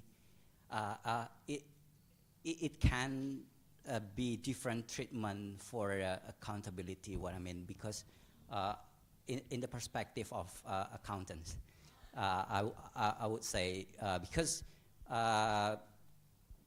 when you,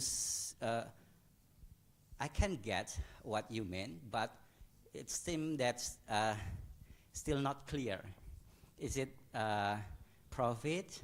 Is it revenue, just revenue? Both. I also happen to be a CPA, so I know exactly what you're asking. I'm an accountant. All right. The cost of the office goes to cost of staff. Okay. So you treat So- it as so- a so in a- profit. So the money that you generate goes to donation revenue, donation income. That's how other universities account for the donation. They treat it as income. It is income. For the responsibility center, is it No, Is it goes profit to the center? goes to the university. Under the university, you have tuition, you Yeah. have government grants, and usually there's a line called donation income. So it goes to the money that you raise goes to income, but the Alright. staff cost to that department goes to cost, goes to your staff Alright. cost. Same as faculty staff costs and admin staff.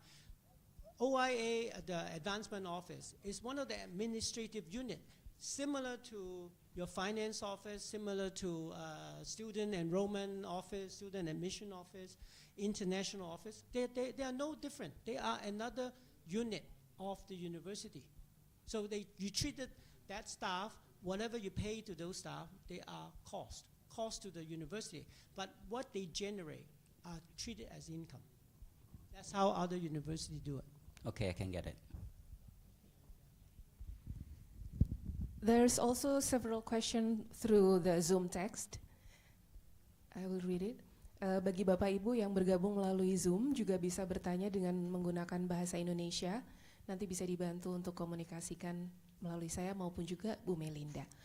Baik, berikut ada pertanyaan dari Ibu Ike, Petra Christian University. So there is question from Miss Ike. There are 3 questions. The first one, should we include marketing communication to OIA, Office of Institutional Advancement? How is it related to advancement? Maybe one by one, or you want to hear 3 of them? Yes, to Well, Mr. Ricky. I thought we just addressed that. Does marketing and communication, should it be included in advancement? It's a part of the advancement service, but it doesn't have to be in the same department or under the department. But they definitely work together. Okay, so what was the other question? The other question is how to connect how to connect alumni from different study programs. Yes. But isn't that's the question that comes from? That's similar question, right? I think Yes, how does Bu the- Ike. Bu Ike mau open mic, silakan Bu Ike.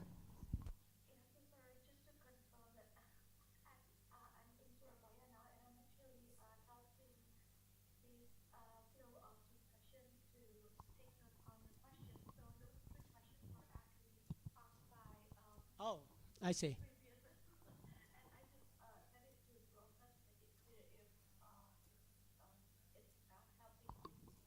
I see. Okay, I got it. Thank you. Is there other questions from the online audience? Not yet, but this time if any question from Uki Paulus, probably, mungkin dari Uki Paulus, dari Undira, atau dari Uniera, Ukrim. Oh, Oke, ada pertanyaan dari Ciputra University. Pak Victor, silakan. Thank you, Mr. Ricky Cheng and Bu Meilinda. When you said about the culture of lack of asking culture, I was referring to myself if you have to ask the donor to sponsor me, to give the fundraising or to contribute to the university, because probably it's just my psychological barrier, because when people see my name card and from University Putra, and they'll say, oh, why do you need money? You have a big company behind you, right? So why you need money from us?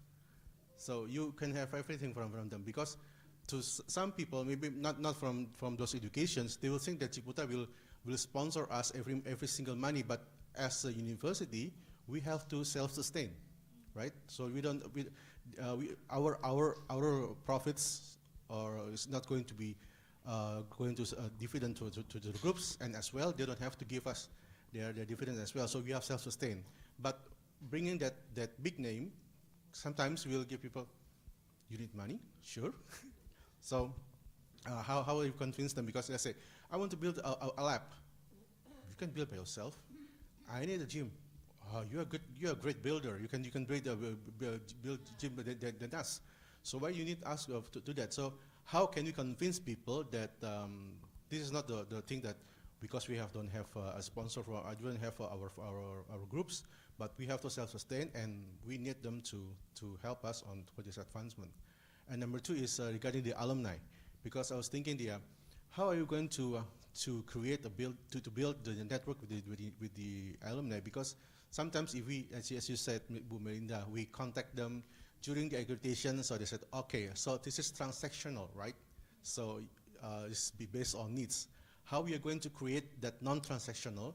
Because let's say if you want to start it from now, we start to cultivate from the latest alumni.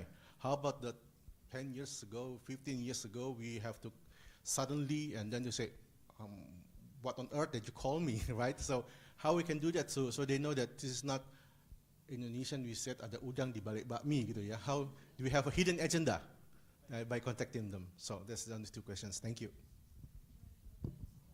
I thought this is very good for you to answer because it has a lot of Indonesian context. But I think I can chime in. But I think, yeah. Okay. Well, actually, that's literally what happened to me. I got rejected many times because of the name of Petra. But here's the thing, sir. When I ask, I really know what I want. When I ask, I know the vision of that asking. I know that this is very important for the students. I can build it. I usually say like this, well, Petra can always build it, but it will be an honor for us to have you. It will show people your trust to our institution. And we need that. We need that reputation. Because I believe everyone here knows that higher education institution is not for the sake of selling programs. It's for the sake of the community, of the people. So I want to see that there is an opportunity for the community to support us bigger. I want to see that believable, trustworthy communities with big name support us, because that can make me bigger. Yes. Do you want to add something? Because I have lots. Today, Harvard still raise funds. Why would Harvard need to raise funds then? Harvard is the richest endowment in the world, probably, in all universities. Because Harvard has a bigger dream. Even Harvard has bigger dream that they cannot fund by themselves. So if your university, they said, why do you need fund? Because you have bigger dreams. There are dreams that you cannot fulfill by your current resources. Is that correct, right? There must be. You must have bigger mission. I challenge the university and say, I don't need to raise funds because I said you don't have big enough aspiration. Have you asked your institution, have you solved all the problems in your community? Have you given opportunity to every student that are they're able to come to your university without worrying about finance? Of course not. There are students still outside of your university gate, even though they are good enough, but they cannot pay. So obviously there are more things you can do. More scholarship, better laboratory. I say better.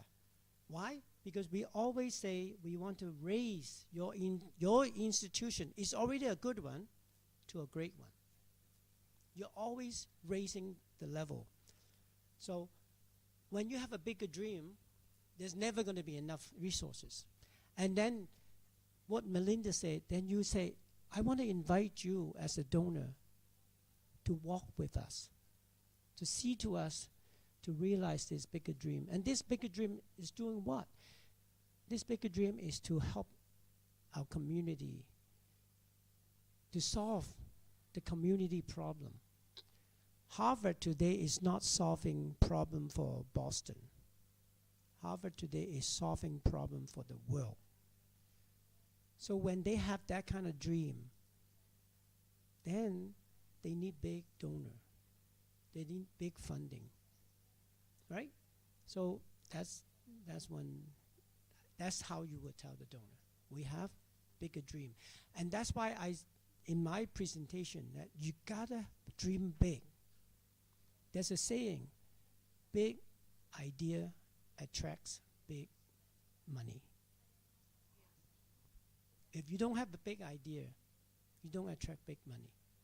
You don't attract the attention of the donor, big donors. You know, big donors looking for big impact. So you have to know what are your big dreams and why are that big dreams can be realized with their help. You have to be very clear when you meet that donor. You have to be very clear about why they should give to you.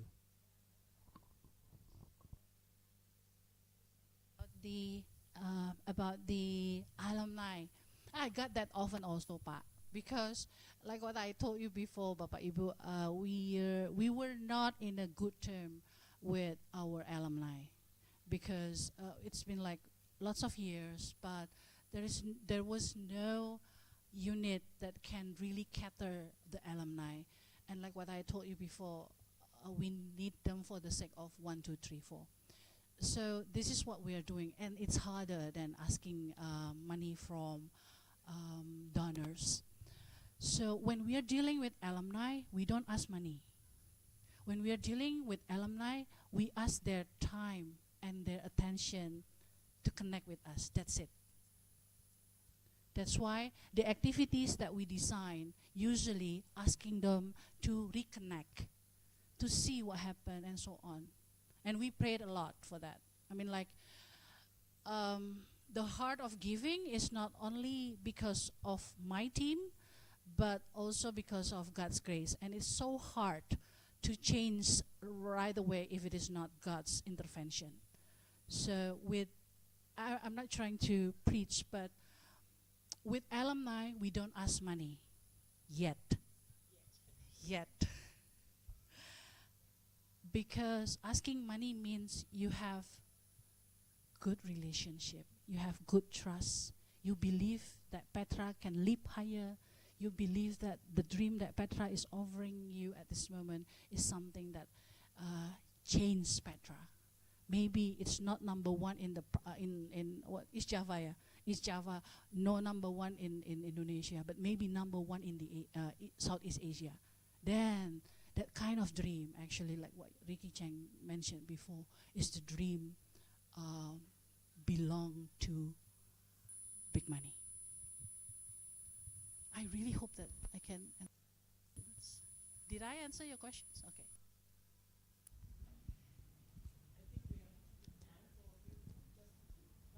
Okay, apakah ada pertanyaan lagi, Bapak Ibu? Any other questions? Or I can move to the Zoom for a while. There is a comment from the Board of Trustee of Triatma Jaya. Hang on. This is from Bapak Made Petrus. Terima kasih untuk presentasi Ibu Mei dan juga Bapak Ricky. Luar biasa, amazing sharing. And thank you very much. Dan seperti yang pernah kita diskusikan di Sumba tahun lalu, saya kembali mengusulkan kita perlu menyelenggarakan training on-site untuk mewujudkan ini dengan teknisnya. Bagaimana membuat professional proposal, profile, database alumni. Terima kasih, thank you. So the question is about, can we create an on-site workshop about how to make the database, how to create the proposal, how to arrange the profile, and manage the alumni database. So maybe Mr. Ricky or Ms. Meilinda can facilitate it?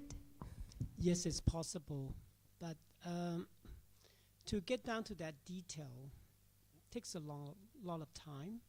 But I think it's important then for the institution to first build a basic function first, and then there are a lot of resources into how to write a proposal, how to build a database. There's a lot of resources out there. It doesn't have to come from me. It can come from case. Meilinda can share some of her experience because she's in Indonesia, because I don't travel to Indonesia a lot. If it's on-site, yes, anytime when I'm here in Indonesia, I'm happy to help. But by doing all that, it will probably take a few days, really hands-on, to train staff. But then just provided the institution has the staff already in place to learn. Otherwise, if I give all these on-site workshops to senior faculty who they are not dedicated staff, those learning will be lost very quickly. So I think, yes, those can be done given the right timing for me and for Meilinda. But there's also other resources online and from organization that can help. Yeah, I mean, fundraising or advancement, you're not alone. It's already been done by literally hundreds of thousands of professionals around the world. And there are journals, publication published each month on the latest. And then, of course, now online resources are so readily available. Yeah, I think any professional staff can try to attempt with those sources first. Okay, thank you so much for the insight. And good luck to that. These programs. The program. Okay, yeah, the board of BKPTKI will think further about finding the resource person for this. And there's still another 2 questions. One will be delivered directly, opening mic from Petra Christian University. But allow me to read one question first from Undira, Bali. Dianapura University, Denpasar, Bali. From Miss Diana. Please share how to do advancement for a young university like Undira. We are now only 13 years and has only small number of alumni.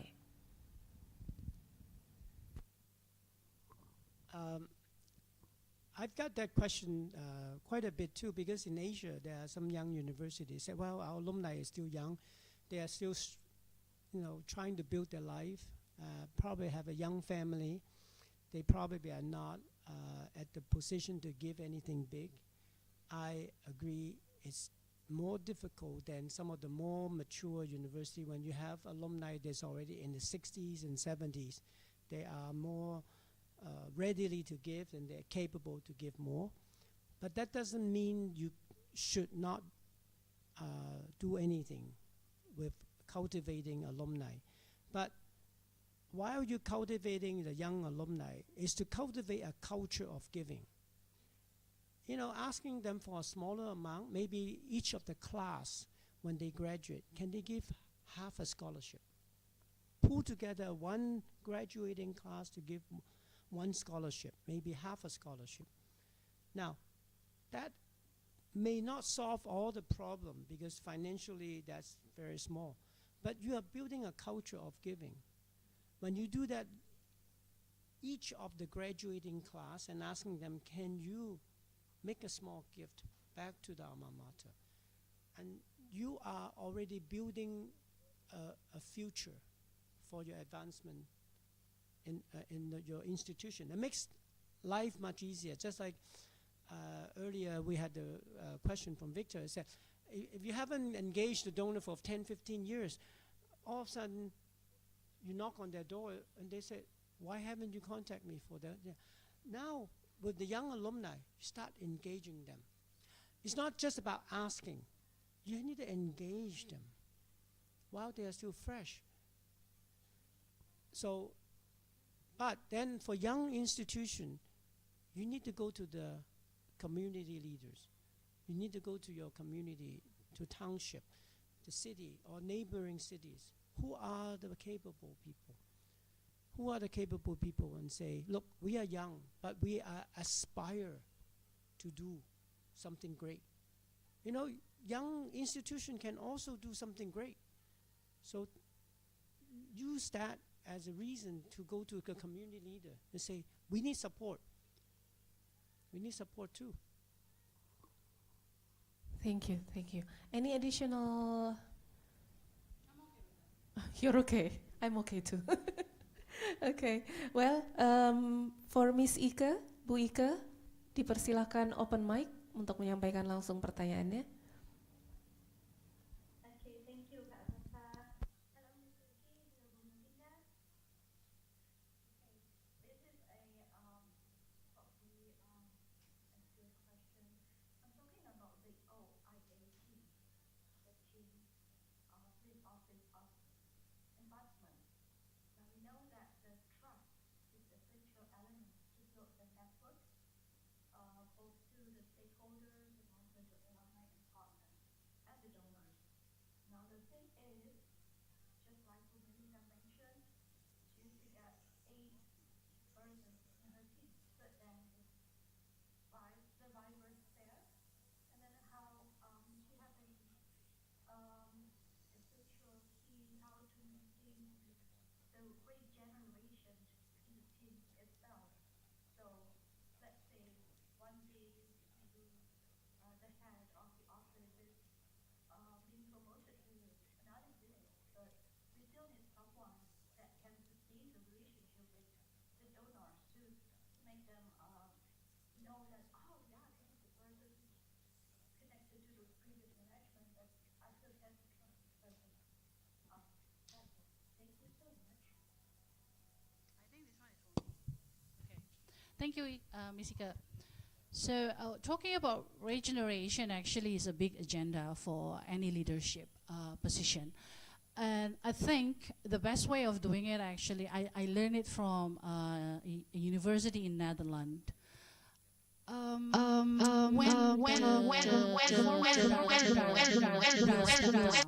In 3 months, then he with the new or the new director to be, they travel around the globe because this is international office case, and the former one introduced the new one to the partners, and I think that can be one of the ways. Another way actually is to make sure that all leaders in your institution understand the importance of advancement. Sometimes, since the advancement office is a new office, then leaders, especially those who are coming from the departments, they pay more attention to borang. Bu Rektor langsung senyum. They pay attention, they put attention, energy and everything to the ranking systems and the structure and how to do it, to the quality assurance,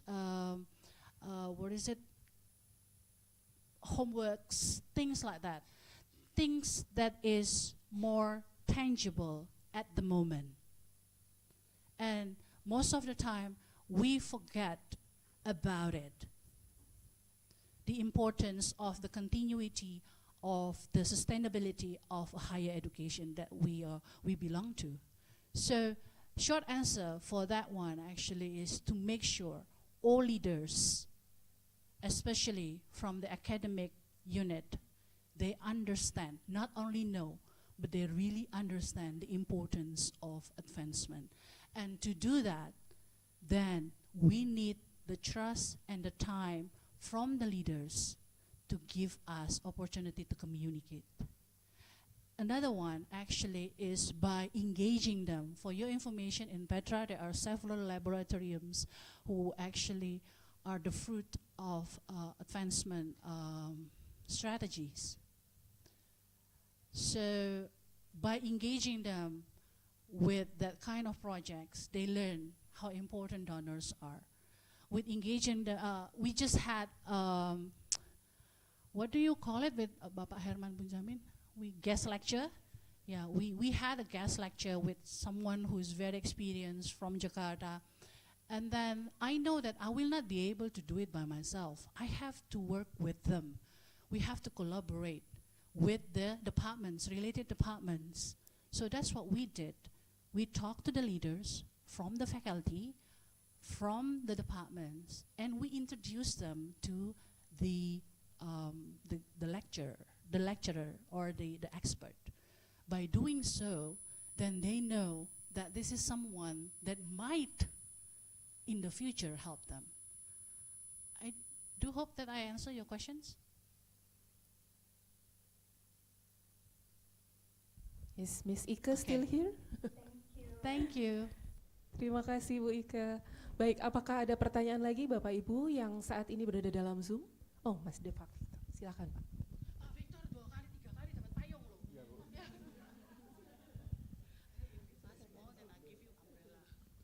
Okay, I was just thinking about the. Is there? It's just a bit technical. If is it common that if you asking if you have a donors that they want to contribute, and he is asking for exclusivity, it means because he have they have other competitors that okay, I'm on the airline business, so I'm on the business. I'll give you a labs for airlines, but make sure that there's no other airlines that could come here because I hold the exclusivity for that. And number 2 is do you also have the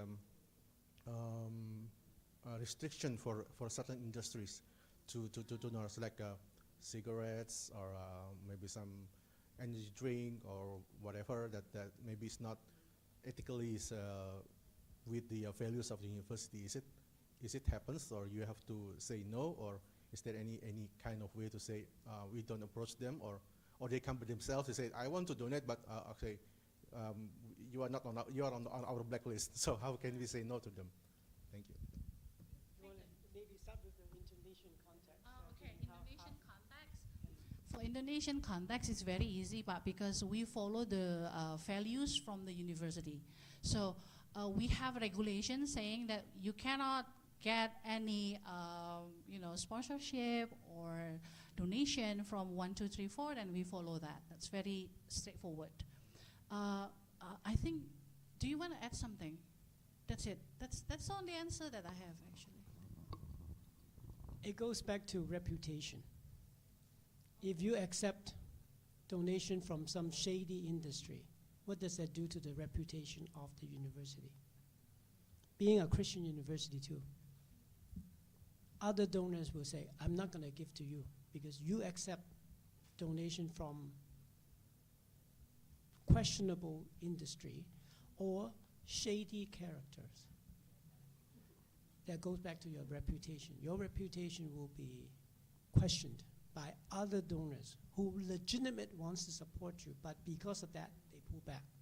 They say, I don't want my name to be associated with the same group of donors to that university. So that's one. Of course, Advancement Office should set up some what they call policy.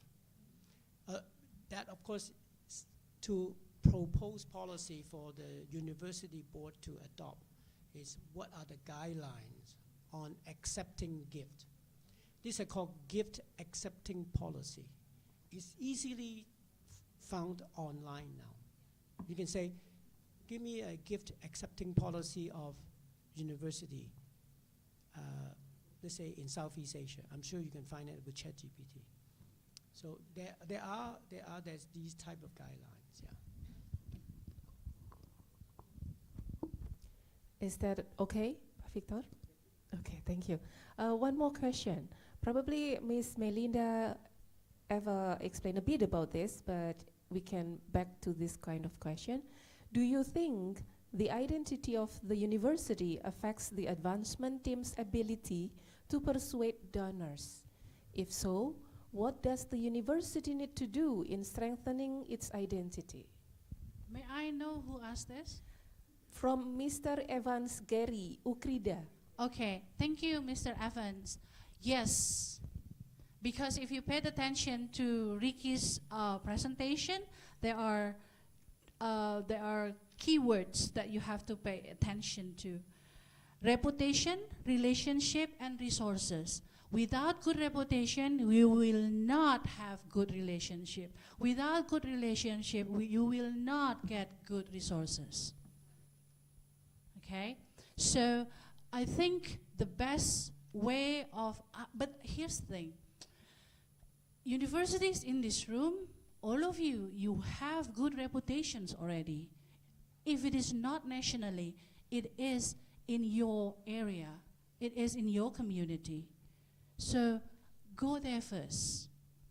Of course, for example, if I'm being very logical, being very pragmatic, I don't see Petra as a university that can beat Harvard. Not many can beat Harvard. Yeah, but I think Petra can beat 1, 2, 3, 4 other universities. You may not able to compare yourself to Harvard, but there are certain things. Petra may be better than Harvard.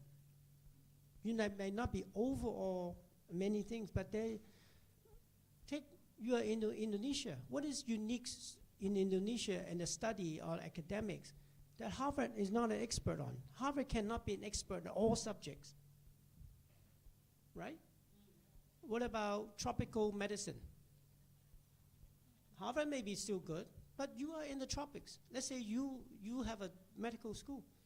Harvard may have to come to you to learn from you. Interfaith, maybe. These are very unique here. So some other big university might need to come and learn from you. So don't count yourself short. Yes, I often joke, I say, look, I'm not a PhD, I don't have I'm not a professor, but I tell people, I teach professors, I teach presidents, rectors. Why? Because I know something they don't.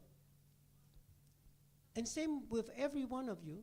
You know something somebody else don't. So each university has your own strength. You need to know what are your strengths. If you don't know what your strength is, then how are you going to differentiate you from the next university or the next university in the next township? Why would they give to you? What are your strengths and how are you differentiated from others? Right? So I think that's important. That goes back to why you need marketing. Even though you have strength, but you need to find a way to tell that story. You have to find a very creative way to do it. Nowadays, marketing is very complicated in a way. Social media dominates.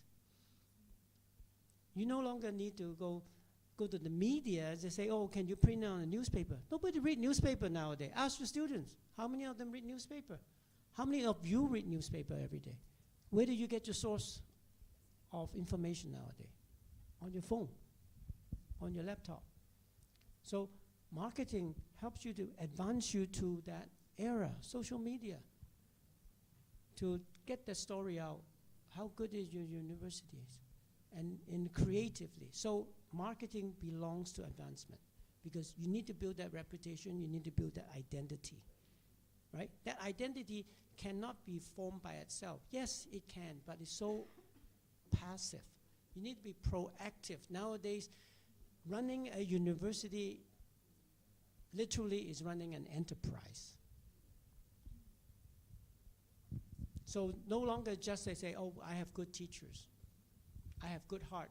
We are a Christian university. God will provide. No, sorry. God will only show you the way, but you have to do it. You have to walk. Thank you so much. Mr. Evans Gary is on the screen. Probably Pak Evans berkenan open mic. Mungkin ada yang mau ditambahkan.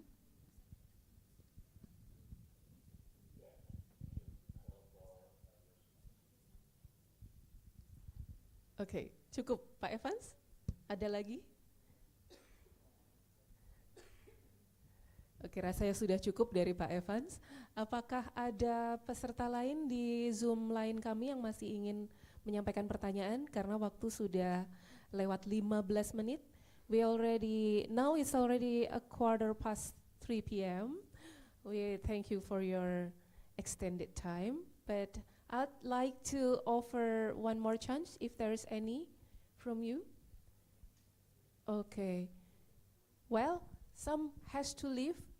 We understand that some of the participants should directly leave Yogyakarta today, either by train and either by flight. So long, Bapak Ibu dari Maranatha, semoga selamat sampai di tempat. Belum Goodbye. sempat berfoto ya? Have Bapak a- Ibu masih sempat foto?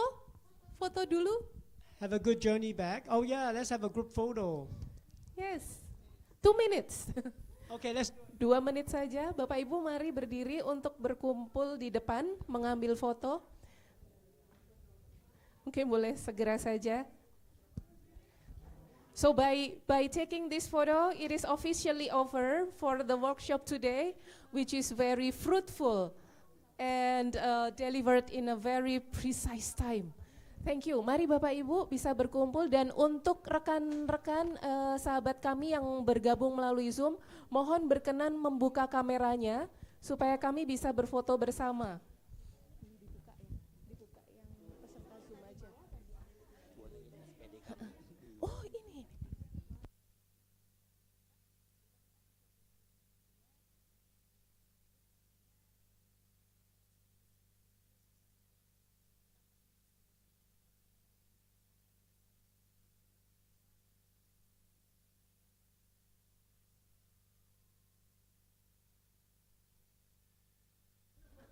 Bapak Ibu yang berada di dalam Zoom, mohon berkenan membuka kameranya untuk berfoto bersama.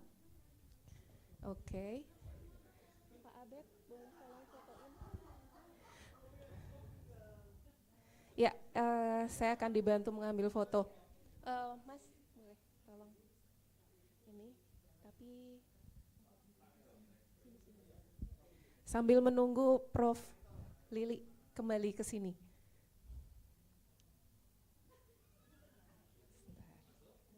Masuk Pak, masuk. Di sini aja ya Mas.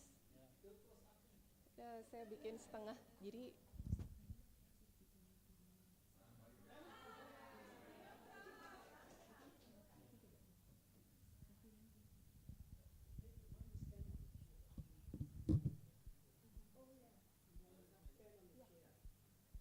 perlu naik kursi nggak Mas? Yang di Zoom biar masuk. Ya, itu dulu, itu dulu. Ya, nggak lepas mundur lagi. Kalau mau dipindah ke satu, mundur lagi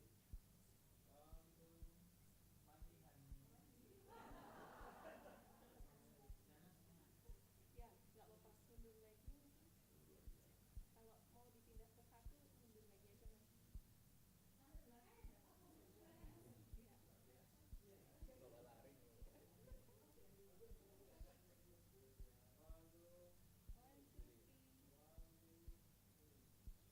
Mas boleh naik, would you please, boleh naik kursi supaya yang di Zoom masuk kelihatan.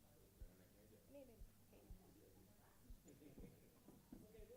Punyanya Bu Rektor.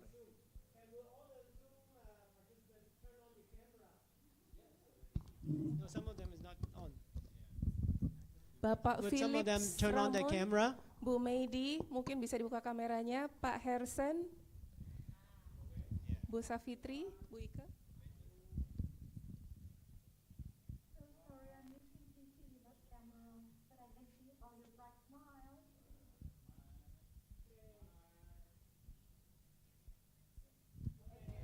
Thank you very much. Terima kasih Bapak Ibu yang sudah bergabung melalui Zoom. Thank you for all you come from far away.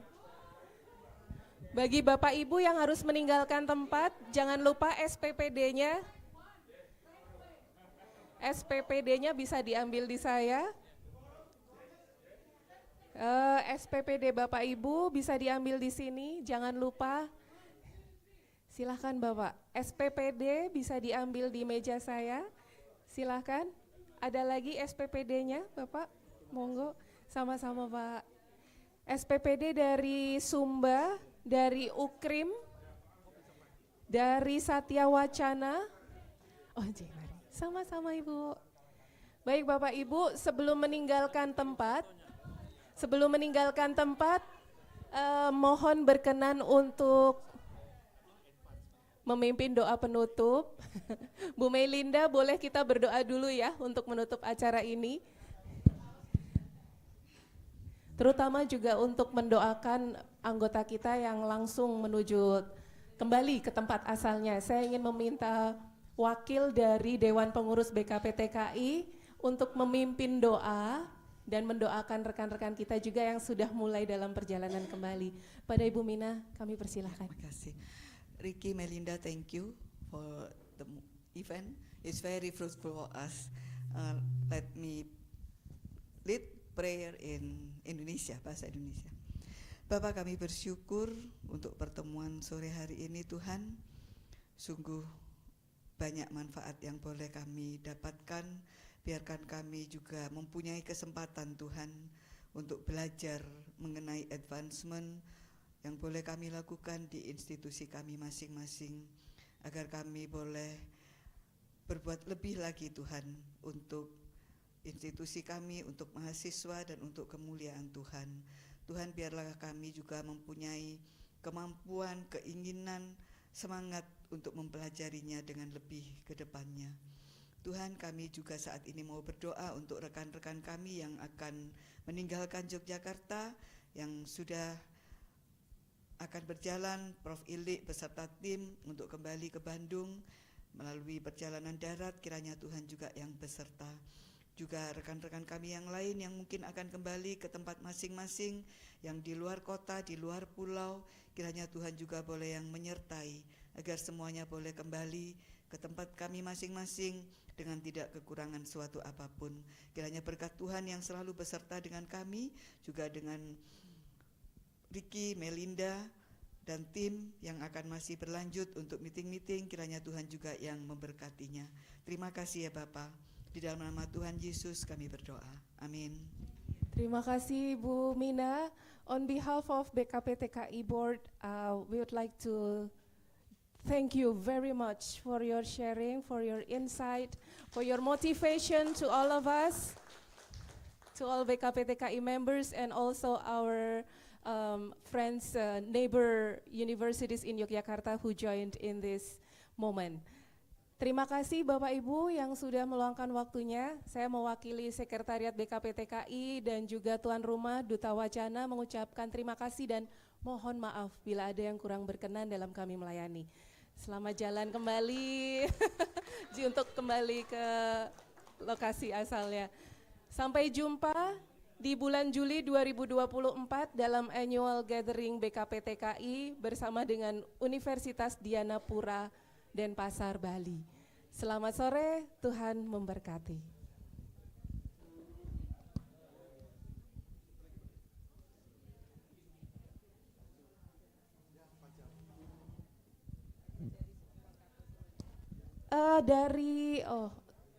Bapak Ibu yang mau melanjutkan perjalanan, boleh membawa bekal dari kami, dipersilahkan.